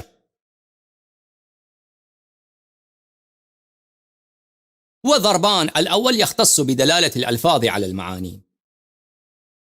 کہتے ہیں کہ تقدیم و تاخیر کے دو طرح کے ہیں. ایک یہ ہے کہ اگر آپ مقدم کریں، مؤخر کر دیں، اس کو ترتیب بدل دیں تو الفاظ کے معنی بدل جاتے ہیں، الفاظ کے معنی بدل جاتے ہیں، اس سے میں کام نہیں ہے. اچھا، دوسری قسم کیا ہے؟ الوجہ الثانی یختص بنظم الکلام. دوسری جو ہے وہ اس کا مخصوص ہے نظم کلام سے، کلام کی ترتیب سے. کلام معنی نہیں بدلتا لیکن اس سے کلام جو ہے معنی میں اختلال پیدا نہیں ہوتا، معنی خراب نہیں ہوتا، لیکن وہ نظم کلام سے ایک معنی خوبصورت بن جاتا ہے. معنی بدلتا نہیں ہے، ایک الفاظ اس ترتیب بدل دیں گے شعر میں یا کسی مناسبت میں تو اس سے جو ہے کلام خوبصورت بن جاتا ہے. کلام میں جو ہے وہ کیا کہیں، بورڈم، خستگی، اور جو ہے کیا کہیں گے اس کو اردو زبان میں، ایسی کہ اس میں خوبصورتی نہ ہو، حسن نہ ہو، وہ اس سے ختم ہو جاتا ہے ترتیب بدل جانے سے. ٹھیک ہے نا؟ مثلا ایاک نعبد و ایاک نستعین، کلام جو ہے ایاک نعبد و ایاک نستعین. وقد ذكر الزمخشري في تفسيره ان التقديم في هذا الموضع قصد به الاختصاص. زمخشری صاحب کا فرمائش یہ ہے، زمخشری بہت بڑے ادیب گزرے ہیں، ان کی کتاب ہے تفسیر الکشاف ہے، اس کے علاوہ بہت ساری دوسری کتابیں ہیں، اور علم نسب میں بھی بہت بڑے عالم گزرے ہیں. اچھا، زمخشری صاحب نے فرمایا ہے، کیا یہ مجھے لگتا ہے یہ سنہ 5ویں صدی کا عالم گزرے ہیں زمخشری، ابھی جو مجھے یاد پڑتا ہے. اچھا، کہ تقدیم کا یہاں حصر کے لیے، اختصاص کے لیے، ولیس کذالک، یہاں پہ حصر کے لیے نہیں ہے. ایاک نعبد و ایاک نستعین میں تقدیم حصر کے لیے نہیں ہے. اچھا، اگر یہاں پہ تقدیم حصر کے لیے نہیں ہے تو حصر کے علاوہ اس میں حصر کے کوئی اور بھی لفظ بھی تو نہیں ہے نا. اس میں حصر یا اختصاص کے صرف لفظ تو کوئی نہیں ہے، لفظ صرف ہیئت ترتیب ہو سکتی ہے، وہ ترتیب بھی نہیں ہے، ترتیب بھی نہیں. کون فرماتے ہیں؟ جزری صاحب فرماتے ہیں فإنه لم يقدم المفعول فيه على الفعل الاختصاص. تصریح کرتے ہیں یہاں پر ایاکا کو نستعین پہ مقدم رکھا گیا ہے، ایاکا کو نعبدو پر مقدم رکھا گیا، لیکن اس کی وجہ اختصاص نہیں ہے. اس کی وجہ کیا ہے؟ جزری صاحب فرماتے ہیں اس کی وجہ خوبصورتی ہے، حسن ہے. اگر اللہ تعالیٰ فرماتے ہیں الحمدللہ رب العالمین الرحمن الرحیم مالک یوم الدین نعبدک و نستعینک، اس میں وہ حلاوت، وہ خوبصورتی، وہ کشش، وہ جاذبہ کلام میں نہیں ہوتا. لیکن اہدنا الصراط المستقیم، بلے ایاک بلے مالک یوم الدین ایاک نعبد و ایاک نستعین اہدنا الصراط المستقیم، جب یہ مقدم رکھا گیا ایاک کو تو اس میں جو دلکشی آ گئی کلام میں، جو خوبصورتی آ گئی کلام میں، اس کی وجہ یہ ہے. ٹھیک ہے نا؟ وانما قدم لمکان نظم الکلام، مفعول کو فاعل پہ مقدم رکھا گیا ہے کہ کلام کے نظم میں دلکشی آ جائے. لأنه لو قال، اگر اللہ اس طرح فرماتا نعبدک و نستعینک لم يكن له من الحسن ما لقوله ایاک ونعبد و ایاک نستعین، اگر کہتا نعبدک و نستعینک تو اس میں حسن نہیں رہتا، دلکشی نہیں رہتی، کلام میں زیبائی نہیں رہتا. مثلا ایک شاعر بولتا ہے نا، شعراء اکثر کلام میں شعر آواز چینج کرتے ہیں، ترتیب کلام. میں نے کھانا کھایا، کھانا میں نے کھایا، کھانا کھایا میں نے، مثلا اس طرح آپ اردو شعر میں دیکھیں تو الفاظ وہ ترتیب بدلتے ہیں کیونکہ وہ اس سے خوبصورتی آ جاتی ہے شعر میں. تو اسی طرح قرآن مجید میں الا ترى، کیا آپ دقت نہیں کرتے، آپ غور نہیں کرتے، انه تقدم قوله تعالی، اللہ تعالیٰ کا قول اس سے پہلے الحمد للہ رب العالمین الرحمن الرحیم مالک یوم الدین، فجاء بعد ذلك، اس کے بعد کیا جملہ ہے؟ ایاک نعبد و ایاک نستعین. اچھا اگر اس کے بعد یہ جملہ آتا مالک یوم الدین نعبدک و نستعینک، وہ کلام میں بالکل شکستگی آ جاتا، کلام میں بالکل ایک ایسا کہ سب لوگوں کو پتہ چل جاتا، عوام کو بھی پتہ چل کہ اس کلام میں حسن نہیں ہے، خراب کر دیا یہاں پہ، ٹھیک ہے نا.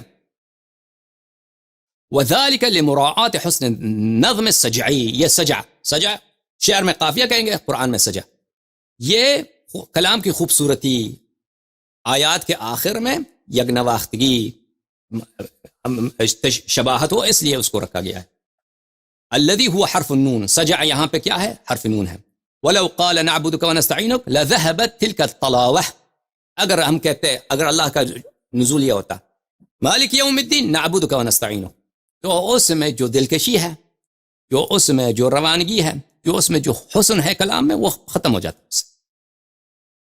وزال ذلك الحسن، اور وہ حسن ختم ہوتا. وهذا غیر خاف على احد من الناس فضلا عن ارباب العلم، اور یہ عوام کو بھی پتہ ہے، اس طرح جن کو عربی نہیں آتی وہ بھی ان کو پتہ چل جاتا ہے کہ اگر اس طرح ہوتا الحمدللہ رب العالمین مالک یوم، الحمدللہ رب العالمین الرحمن الرحیم مالک یوم الدین نعبدک ونستعینک اهدنا الصراط المستقیم، تو یہ اس میں دلکشی ختم ہو جاتی. لیکن یہ بھلے یہ عوام کو بھی پتہ چل جاتا ہے، چجائے کہ بزرگ ہوں، اہل علم ہوں. اچھا، تو تقدیم ما حق التاخیر یہ متعین نہیں ہے عزیزوں، اس لیے بات کے لیے متعین نہیں ہے. تقدیم ما حق التاخیر یعنی وہ کلام جو مؤخر رکھا جائے عام طور پر اس کو مقدم رکھیں، یہ معین نہیں ہے، حصر کے لیے، اختصاص کے لیے، تخصیص کے لیے. اس کے بہت سارے معنی ہو سکتے ہیں. ملاحظہ فرمائیے، یہ کتاب ہے البرہان فی علوم القرآن تالیف الزرکشی، الجزء الثالث، چھاپ مکتبۃ دار التراث بالقاہرہ. یہاں پہ القول فی التقدیم والتأخیر وہو احد اسالیب البلاغہ، تقدیم و تأخیر جو ہے یہ بلاغت کے اسباب میں سے، بلاغت کے افزار میں سے ایک آلہ ہے کہ آپ اس سے کلام کو بلیغ بنا سکتے ہیں، کلام کو حسین بنا سکتے ہیں مقدم مؤخر کرنے سے. اچھا، الفصل الاول فی اسباب التقدیم والتأخیر، ہم تقدیم و تأخیر کیوں کرتے ہیں کلام میں؟ الاول فی اسباب وہی کثیرہ، فرماتے ہیں یہ صرف حصر تو نہیں ہے، صرف اختصاص ہو، یہ تقدیم و تأخیر کے اسباب بہت زیادہ ہیں. صرف یہ نہیں ہے کہ کیا ہو، صرف اختصاص بیان، حصر بیان کرنے کے لیے. احدها ایک ان یکون اصلها التقدیم، ایک سبب یہی کہ تقدیم اصل ہے کہ جس چیز کو مقدم رکھنا وہ مقدم ہی رہے، یہ اصل ہے کلام میں. ایک سبب یہ ہے. دوسری سبب بتائیں، ان یکون فی التأخیر اخلال ببیان المعنی، کہ اگر مؤخر کر دیں، جو چیز مقدم ہونی چاہیے اس کو مؤخر کر دیں تو معنی چینج ہو جائے گا، معنی غلط ہو جائے گا. مثلا كقوله تعالى وقال رجل مؤمن من آل فرعون يكتم ایمانه، قال بولا وہ ایک مرد جو مومن تھا آل فرعون میں سے، اور وہ اپنی ایمان کو چھپاتا تھا. اب من آل فرعون کو، من آل فرعون، اس کو اگر ہم مؤخر کر دیں، یہاں پہ لائیں، یہاں پہ ڈال دیں اس کو، ٹھیک ہے نا. قال رجل مؤمن يكتم ایمانه من آل فرعون، یہ معنی چینج ہو جائے گا. ایک جو اصلی ترتیب ہے قرآن میں، اس کا ترجمہ کیا ہے؟ اس کا ایک شخص جو آل فرعون میں سے تھا، مومن تھا، وہ اپنا ایمان چھپاتا تھا، اس نے بولا.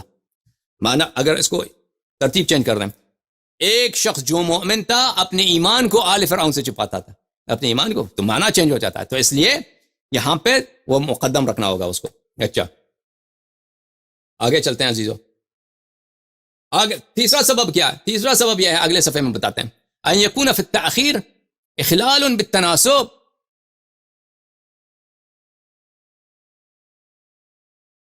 یہاں پہ کلام کی خوبصورتی، کلام کی تناسب، کلام کی سجع میں وہ اس میں چینج ہو جاتا ہے اگر آپ مقدم مؤخر کو مقدم مؤخر نہ کر دیں.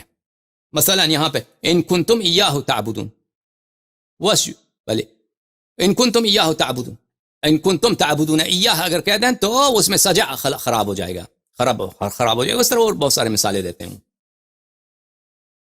اچھا، الرابع، چوتھا کیا ہے؟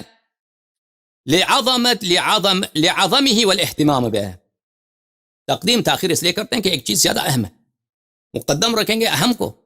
ایاک، آپ نے دیکھا بہت سارے مفسرین کا یہی قول ہے کہ ایاک کو ایاک نعبد و ایاک نستعین، کیونکہ اللہ اہم ہے اس کی اہمیت معبود کا ذکر عبد سے پہلے ہو، اس لیے ان کو مقدم رکھا گیا، عظمت بیان کرنے کے لیے، حصر کے لیے نہیں ہے۔ الخامس ان يكون الخاطر ملتفتا الیہ والہمۃ معقودۃ بہ كقول وجعلوا للہ شرکاء، کہ توجہ اسی بات پہ ہو جس کو مقدم رکھا جاتا ہے، وجعلوا للہ شرکاء، وجعلوا شرکاء للہ، وجعلوا شرکاء للہ، لیکن کیونکہ ہماری توجہ اس بات پہ ہے کہ اللہ کے لیے شریک، اللہ کے لیے شریک، نہ کسی دکاندار کے لیے شریک، اللہ کے لیے شریک، کیونکہ توجہ اللہ کی ذات پر ہے کہ اس کی کوئی شریک ہو ہی نہیں سکتی، تو اس لیے جو ہے جعلوا للہ، یہ کیا بھی اس طرح بھی کہہ سکتے تھے وجعلوا شرکاء للہ، لیکن کہہ دیا کہ للہ شرکاء۔ اس کے تقدیم میں کیا ہے کہ توجہ ذہن کا اس کی طرف ہے، ٹھیک ہے نا، توجہ ذہن کا اس کی طرف ہے کہ اتنی گناہونی جرم کہ اللہ کے لیے شریک ہے، اللہ کے لیے کوئی شریک ہو ہی نہیں سکتا، آپ نے شریک بنا دیا۔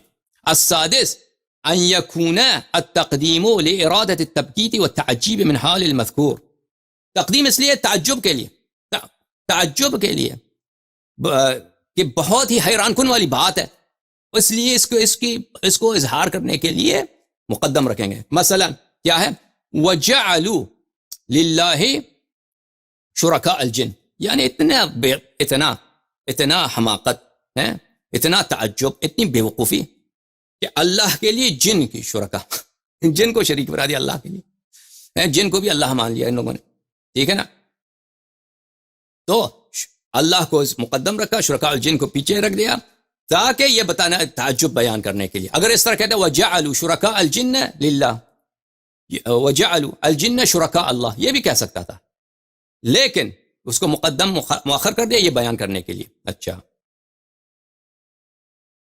وجاء من اقصى المدینہ رجل یسعى، وجاء رجل من اقصى المدینہ، یہ بھی کہہ سکتا تھا اللہ۔ وجاء، اس کا ترجمہ کیا ہے عزیزوں؟ سورہ یاسین میں ہے نا، وجاء من اقصى المدینہ، بہت دور شہر سے ایک شخص آیا دوڑتا ہوا، ایک شخص آیا دوڑتا، وجاء من اقصى المدینہ رجل یسعى، بہت دور شہر سے، دور شہر سے، تو اس لیے کہ توجہ کس پر ہے، تعجب ہے اس بات پر کہ بہت دور شہر سے، اتنی دور، اتنے فاصلے سے دوڑتا ہوا آ رہا ہے وہ، ٹھیک ہے نا۔ اگر یہ کہتا ہے وجاء رجل یسعى من اقصى المدینہ، تو اس میں وہ ظرافت نہیں ہوتی تعجب بیان کرنے کے لیے۔ ہم یہ باتیں کہہ رہے ہیں، آپ کو پتہ نہیں سمجھ بھی آ رہی نہیں، لیکن یہ نکات ہیں جو صرف دقت کرنے سے، غور کرنے سے پتہ چلتا ہے۔ اچھا، سابع کیا ہے؟ الاختصاص، سابع کیا ہے؟ اختصاص، اختصاص کے لیے، مخصوص کے لیے۔ ایاک نعبد، کوئی کہہ سکتا ہے کہ ایاک نعبد اس میں اختصاص کے لیے تقدیم ہے، ٹھیک ہے، لیکن نستعین کوئی ضروری نہیں ہے کہ نستعین میں بھی ہے ایاک جو ہے وہ اختصاص کے لیے ہو، بلکہ علم معانی میں یہی ہے، بلکہ علم بدیع میں کہ ایک جملے میں آپ ایک لفظ کو دو مرتبہ استعمال کریں، دو مختلف معنوں، ایک لفظ کو ایک جملے میں دو مرتبہ استعمال کریں دو مختلف معنوں میں، اس سے کلام کا حسن اور بڑھتا ہے۔ یہ علم بدیع کے ٹیکنیکس میں سے ہیں۔ اچھا، تو ایاک نعبد کو اگر ہم مان بھی لیں کہ یہ مقدم ہوا ہے اختصاص کے لیے، تو اس کے ضروری نہیں ہے کہ ایاک نستعین بھی اسی اختصاص کے لیے ہو۔ یہ مقدم رکھتے ہیں مفعول کو، خبر کو، ظرف کو، جار مجرور کو، ونحو علی الفعل، كقوله تعالی ایاک نعبد، ان کے نزدیک ایاک نعبد کیا ہے؟ اختصاص کے لیے، لیکن ایاک نستعین کے متعلق وہ یہ نہیں فرماتے، ای نخصک بالعبادہ فلا نعبد غیرک، ایاک نعبد چلیں اختصاص کے لیے، ایاک نستعین کے متعلق کیا؟ ان کا یہ قول نہیں ہے، انہوں نے اس کا ذکر نہیں فرمایا، ٹھیک ہے نا۔ تنبیہ، والذی علیہ تقدیم المعمول يفيد الاختصاص والذی محققو البیانین ان ذلك غالب لا لازم، کہتے ہیں کہ آپ کے ذہن میں یہ نہ آ جائے کہ تقدیم ما حق التأخیر یہ ہمیشہ اختصاص کے لیے آتا ہے، نہیں، یہ اکثر یہی ہوتا ہے کہ تقدیم ما حق التأخیر کس کے لیے ہوتا ہے؟ اختصاص بیان کرنے کے لیے، لیکن یہ ہمیشہ نہیں ہوتا، لازم نہیں ہے۔ اچھا، میں کتاب متول بھی آپ کو دکھاؤں۔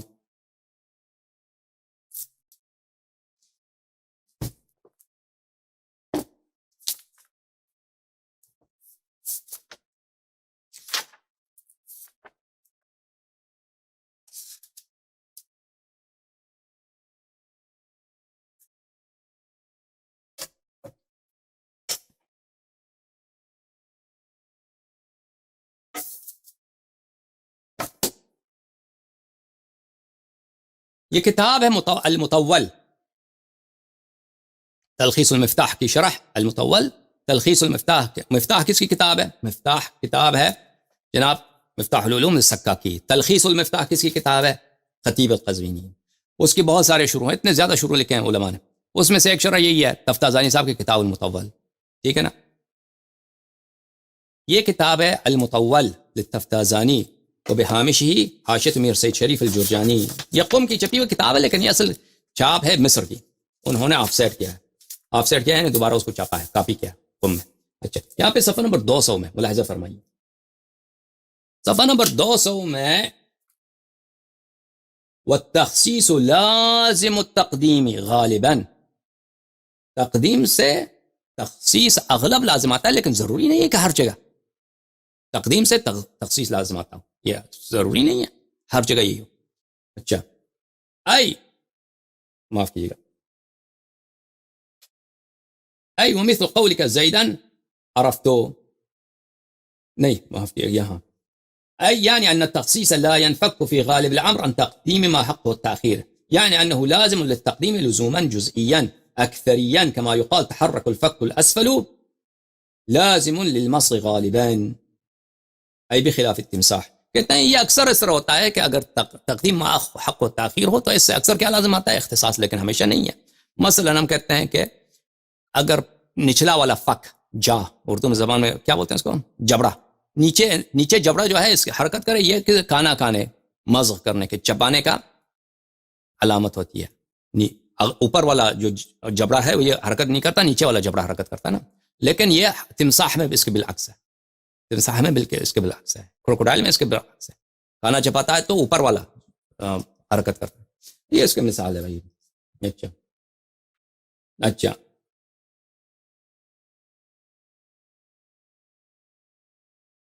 وفی قوله غالباً، خطیب القزوینی نے کہا کہ غالباً اشارة على التقديم قد لا يكون للتخصيص بل لمجرد الاهتمام أو التبرك أو الاستلذاذ أو موافقة الكلام الصالح أو ضرورة الشرع أو رعاية السجع أو الفاصلة أو ما أشبه ذلك. کہتے ہیں اچھا میں نے دکھایا نہیں آپ کو، یہ ہے تقدیم ما حق التأخیر کے بہت سارے اور اسباب ہیں.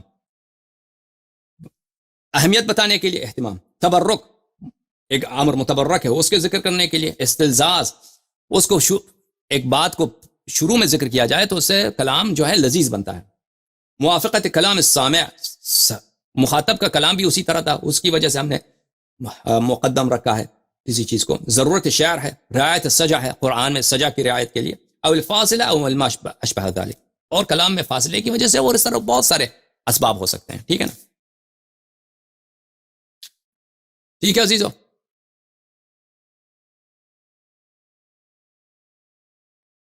اچھا، جماعت ہندوستان میں جو ہمارے اہل قبلہ مسلمان رہتے ہیں، جو اپنے آپ کو سنی کہتے ہیں، اہل سنت کہتے ہیں، اور وہ بہت ادب کے ساتھ، احترام کے ساتھ، وہ ہمارے بھائی ہیں، ہمارے بہنیں ہیں، ہم ان سے پیار کرتے ہیں، احترام کرتے ہیں، اس سے محبت کرتے ہیں، اور انشاءاللہ تبارک و تعالی ہم اللہ تعالیٰ کے سامنے یہ فخر حاصل کرنا چاہتے ہیں کہ ان کو حق کی طرف دعوت دیں. جو باطل راستے پہ جہنم کی طرف وہ جا رہے ہیں، باطل راستے پہ جا رہے ہیں، اس سے ان کو جو صرف اور صرف نجات، جیسے رسول اللہ صلی اللہ علیہ وسلم نے فرمایا کہ میرے امت کے 73 فرقے بنیں گے، ان میں سے 72 جہنم میں سوائے ایک فرقے کے، تو ہم ان کو حق کی دعوت دیتے ہیں پیار کی وجہ سے، محبت کی وجہ سے. اور ان پہ جو ظلم ہوا ہے پرانے زمانے میں، جو حکومتیں تھے متعصب، حق کا تو پتہ نہیں تھا، سیاست کی وجہ سے ایک خاص فرقے کو پھیلانے اور آگے بڑھانے میں نقش ادا کیا ہے، تو یہ تقلیداً ان کا مذہب چل رہا ہے اسلاف سے. اور پیار اور محبت کی وجہ سے ہم کہتے ہیں کہ آپ صحیح اہل سنت بنیں. صحیح اہل سنت کیا ہے؟ من کنت مولا فہذا علی علیہ السلام مولا. یہ جو ہمارے پیارے بھائی ہیں اور بہنیں ہیں ہندوستان پاکستان میں، حناف، یہ لوگ اکثر ماتوریدی ہیں، بلکہ اغلب ماتوریدی ہیں. یہ کتاب ہے عزیزو تفسیر تعویلات اہل سنت، تفسیر الماتوریدی.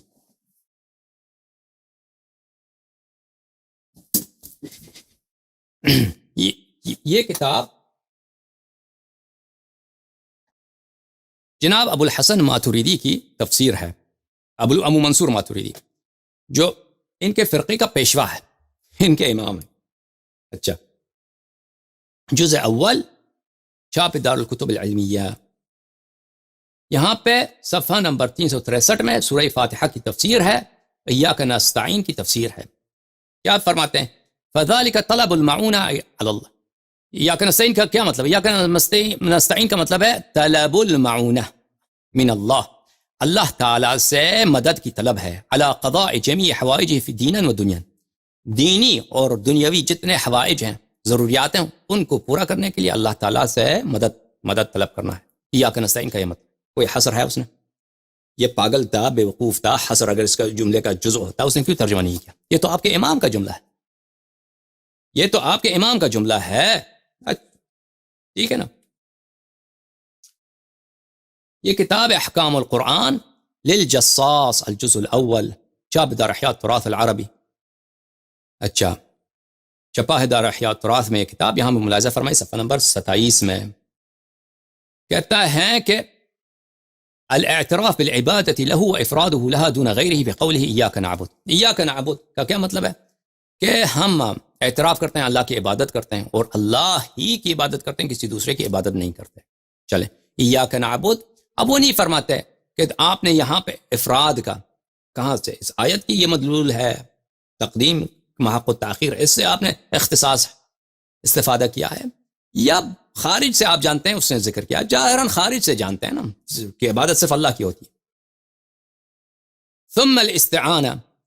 پھر ایاک نستعین کا کیا مطلب ہے؟ فرماتے ہیں ایاک نستعین کا مطلب یہ ہے کہ اللہ تعالیٰ سے ہم استعانت کریں، مدد مانگیں، فی القیام بعبادت ہے کہ اللہ کی عبادت کریں، فی سائر ما بنا الحاجت الیہ، جو جن چیزوں میں ہمیں اللہ تعالیٰ کے ہمیں ضرورت ہے، ہمیں اللہ تعالیٰ پہ کی حاجت ہے، امور دنیا و دین، دینی اور دنیاوی امور میں جن چیزوں کی ہمیں ضرورت ہے. ایاک نستعین میں انہوں نے کسی بھی حصر کا اور افراد کا، تخصیص کا کہ یہ مخصوص اللہ کے لیے ذکر نہیں فرمایا. ٹھیک ہے عزیزو؟ اچھا، اب کوئی ذکر بھی کرے نا کہ یہاں پہ حصر ہے تو اس کا ہمیں یہی جواب دیں گے کہ حصر اضافی ہو سکتا ہے، نستعین میں حصر اضافی ہو سکتا ہے. ملاحظہ فرمائیے عزیزو، یہ کتاب تفسیر الطبری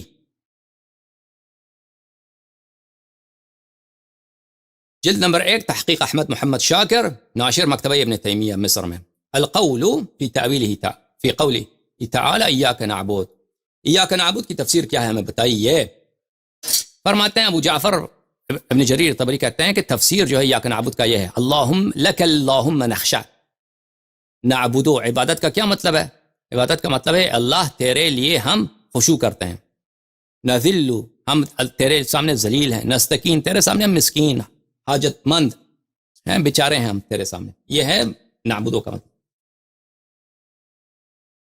اقرارا لک یا ربنا بالربوبیہ لا لغیرک، ہم اقرار کرتے ہیں تیرے لیے ربوبیت کی، کسی غیر کی ربوبیت کے اقرار نہیں کرتے، کسی غیر کے لیے اقرار نہیں کرتے.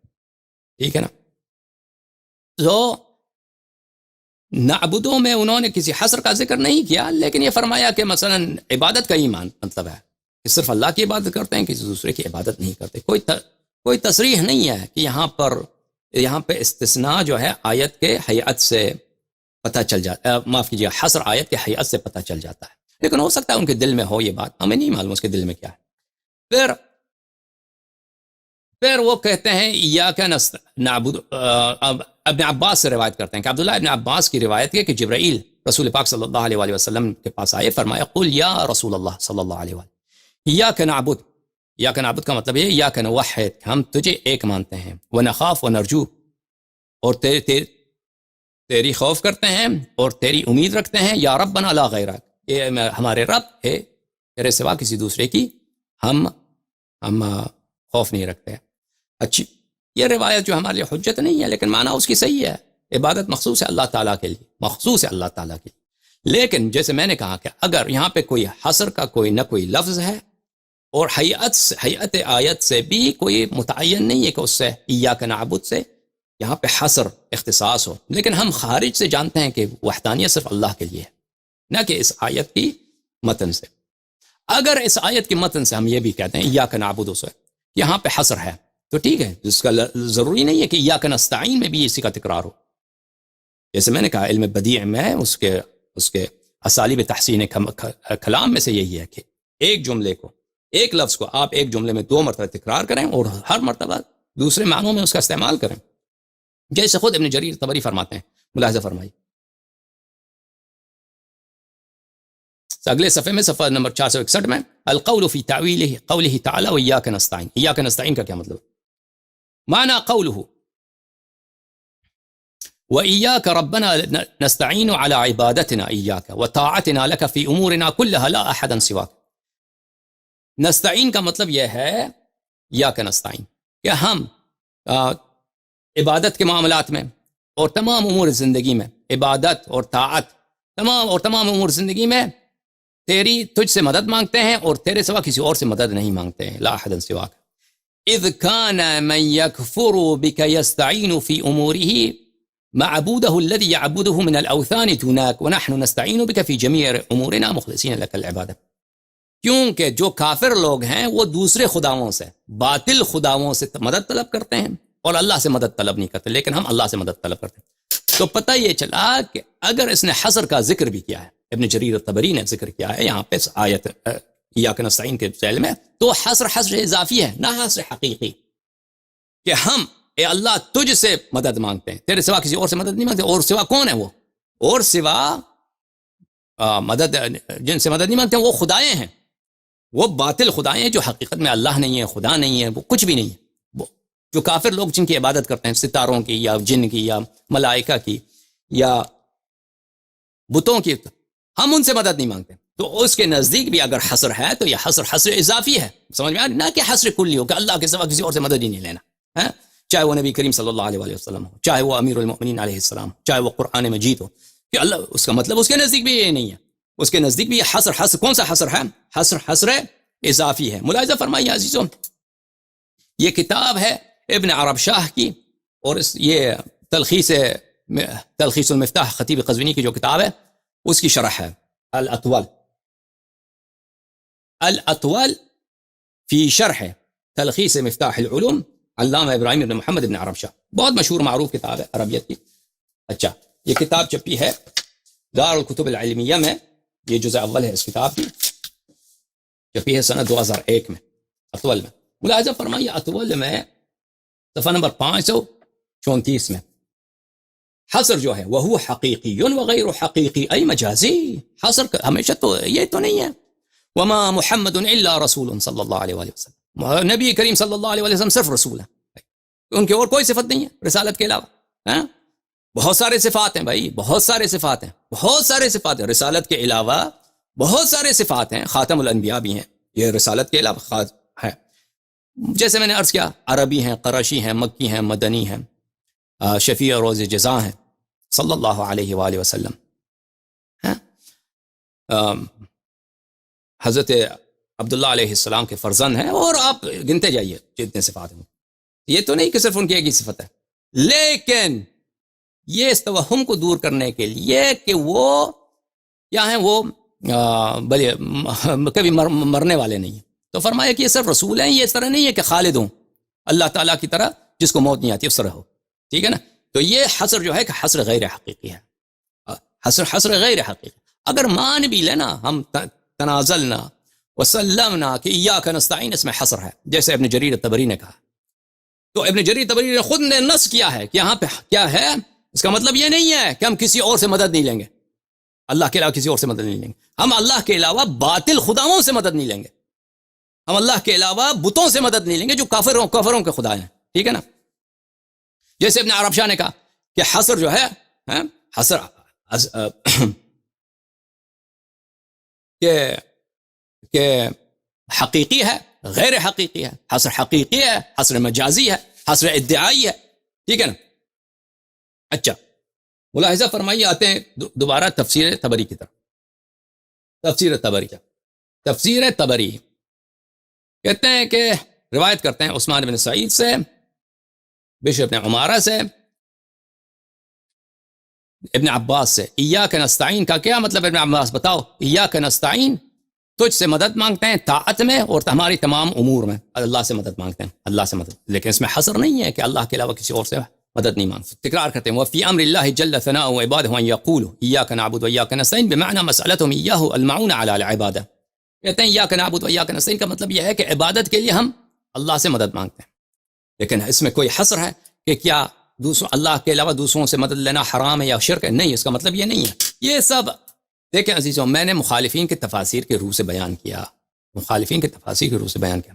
اہل بیت طاہرین علیہم الصلاۃ والسلام کے مذہب میں اہل بیت علیہم السلام زندہ ہیں، بلکہ مخالفین کے مذہب میں بھی وہ زندہ ہیں، انبیاء علیہم السلام زندہ ہیں، اور ان سے مدد لینا سب مسلمین کا اس میں اجماع ہے، سوائے ابن تیمیہ اور سلفی حضرات کے، اس میں اجماع ہے کہ غیر اللہ سے مدد لیا جا سکتا ہے، چاہے وہ دنیا میں ہو وہ یا چاہے دنیا سے گیا ہوا ہو، ٹھیک ہے نا، مدد لیا جاتا ہے، چاہے وہ سامنے موجود ہو یا چاہے عالم غیب ہو، عالم غیب میں ہو، اس سے مدد لیا، اور اس سے لازم نہیں آتا کہ وہ شخص خدا ہے، وہ اللہ ہے، ہم نے اس کی عبادت کی اگر ہم نے اس سے مدد مانگا۔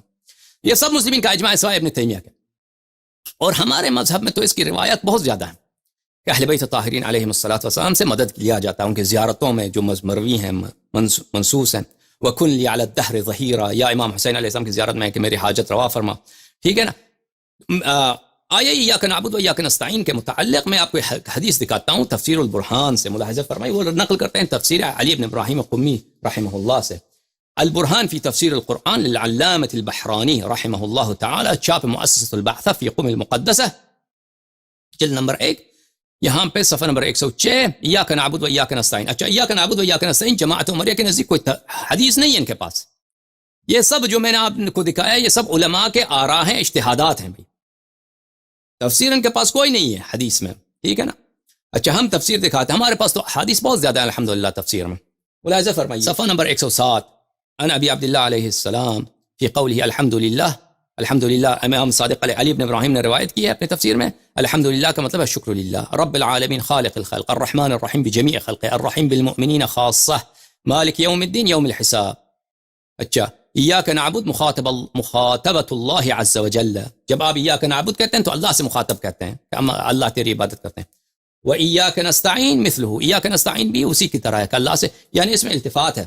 التفات کس کو بولتے ہیں میرے عزیزو؟ التفات اس کو بولتے ہیں عربی زبان میں، اہل بلاغت کے معنی میں، کہ شروع میں دیکھیں بسم اللہ الرحمن الرحیم، الحمد، سب تعریفیں ہیں، سب شکر ہے کس کے لیے؟ اللہ تعالیٰ کے لیے، رب العالمین خالق الخلق، الرحمن جو سب کے لیے مہربان ہے، سب کے لیے کمپیشنٹ ہے، الرحیم صرف مؤمنین کے لیے، آخرت میں صرف مؤمنین کے لیے کمپیشن ہے، رحمت ہے، الرحیم مالک یوم الدین، یوم حساب کا وہ بادشاہ ہے، ٹھیک ہے نا۔ یہ سب کیا ہوا؟ یہ سب صیغہ غیب میں سے، صیغہ غیابت میں سے، ہم خطاب تم، اس میں تو لفظ تم نہیں ہے، لفظ آپ نہیں ہے، ٹھیک ہے نا، لیکن مالک یوم الدین کے بعد لہجہ بدل جاتا ہے، خطاب میں آ جاتا ہے، اس کو بولتے ہیں التفات، التفات بولتے ہیں۔ اور ادب کا تقاضا بھی یہی ہے کہ ایک بڑے آدمی کے سامنے جب بات کرتے ہیں تو شروع میں اس طرح، شروع ہی سے آپ نہ کہو تم آپ، شروع سے صیغہ غیبت کا رکھو، بات جاری ہوئے تو پھر آپ کہہ سکتے ہیں کہ اس کو خطاب کی طرف لے کے آئے، ٹھیک ہے نا۔ مالک یوم الدین ایاک نعبد و ایاک نستعین، اب خطابت کن سے ہوا؟ اللہ تعالیٰ سے۔ تو ہمارے نزدیک بھی کوئی اس میں کہنے کا مقصد یہ ہے عزیزو، ایاک نستعین تو ہمارے اہل بیت علیہ السلام سے کوئی بھی حدیث نہیں ہے کہ اس میں کوئی حصر ہے کہ اہل بیت علیہ السلام نے فرمایا ہو کہ ایاک نستعین کا کیا مطلب ہے؟ ایاک نستعین کا مطلب یہ ہے کہ تم غیر اللہ سے کسی سے مدد نہیں لے سکتے، بلکہ ان کے احادیث میں بہت زیادہ ہے کہ ہم اہل بیت علیہ السلام سے مدد لینا چاہیے ہمیں۔ اچھا، اہدنا الصراط المستقیم، صراط المستقیم الطریق و معرفت الامام، معرفت امام، طریق صراط المستقیم کون ہے؟ صراط دین ہی نام ہے ائمہ طاہرین علیہ السلام، امیر المؤمنین علیہ السلام، امام صادق علیہ السلام، ٹھیک ہے عزیزو۔ اب میری بات ختم، تو میں گفتگو کو ایک دفعہ سمیٹ لیتا ہوں 1 منٹ 2 منٹ میں۔ دیکھیں، اہدنا مالک یوم الدین ایاک نعبد و ایاک نستعین، اس جملے کو عام طور پر اردو زبان میں اس طرح ترجمہ کیا جاتا ہے کہ صرف تیری عبادت کرتے ہیں اور صرف تجھ سے مدد مانگتے ہیں۔ یہ ترجمہ لفظ صرف جو حصر پہ دلالت کرتا ہے، عربی زبان میں اس جملے میں کوئی لفظ ایسا لفظ نہیں ہے جو دلالت کرتی ہو لفظ صرف پر۔ اس کا استفادہ کہاں سے کرتے ہیں؟ اس کا استفادہ کرتے ہیں علماء، جو مقدم کیا گیا ہے، مفعول کو مقدم کیا گیا ہے، تقدیم کے مقدم رکھا گیا، اس کو پہلے لایا، ایاکا کہا ہے، نعبدو کا نہیں کہا، ایاکا کہا۔ لیکن میں نے آپ کے سامنے پیش کیا کہ یہ متعین نہیں ہے، یہ سب مفسرین کا قول نہیں ہے، بلکہ اغلب مفسرین کا قول نہیں ہے کہ اس تقدیم کا مطلب حصر ہے. یہ زمخشری صاحب کا قول ہے، زمخشری صاحب کا قول ہے، اور بعض ان کے ماننے والوں کا قول ہے، زمخشری کے جو اتباع ہیں معتزلہ، ان کا قول ہے کہ ایاک نعبد. یہاں پہ جو تقدیم ہے وہ حصر کے لیے، صرف ایک طائفہ ہے مفسرین کا، ان کا قول ہے، سب کا قول نہیں ہے، یہ قلیل کا قول ہے. ٹھیک ہے نا. اس کے علاوہ اگر ہم مان بھی لینا تنازلنا، ہم چلے مان لیا کہ حصر کے لیے، تو ہم کہیں گے حصر حقیقی نہیں ہے. جیسے جریر طبری نے فرمایا ہے، یہ حصر اضافی ہے کہ ہم اللہ تعالیٰ سے مدد مانگتے ہیں اور باقی باطل خداؤں سے مدد نہیں مانگتے، باطل خداؤں سے نہ کہ یہ حصر حقیقی ہو کہ اللہ کے سوا کسی اور سے مدد نہیں مانگنا، مانگ لیا تو مشرک ہو گئے. ٹھیک ہے بھائی.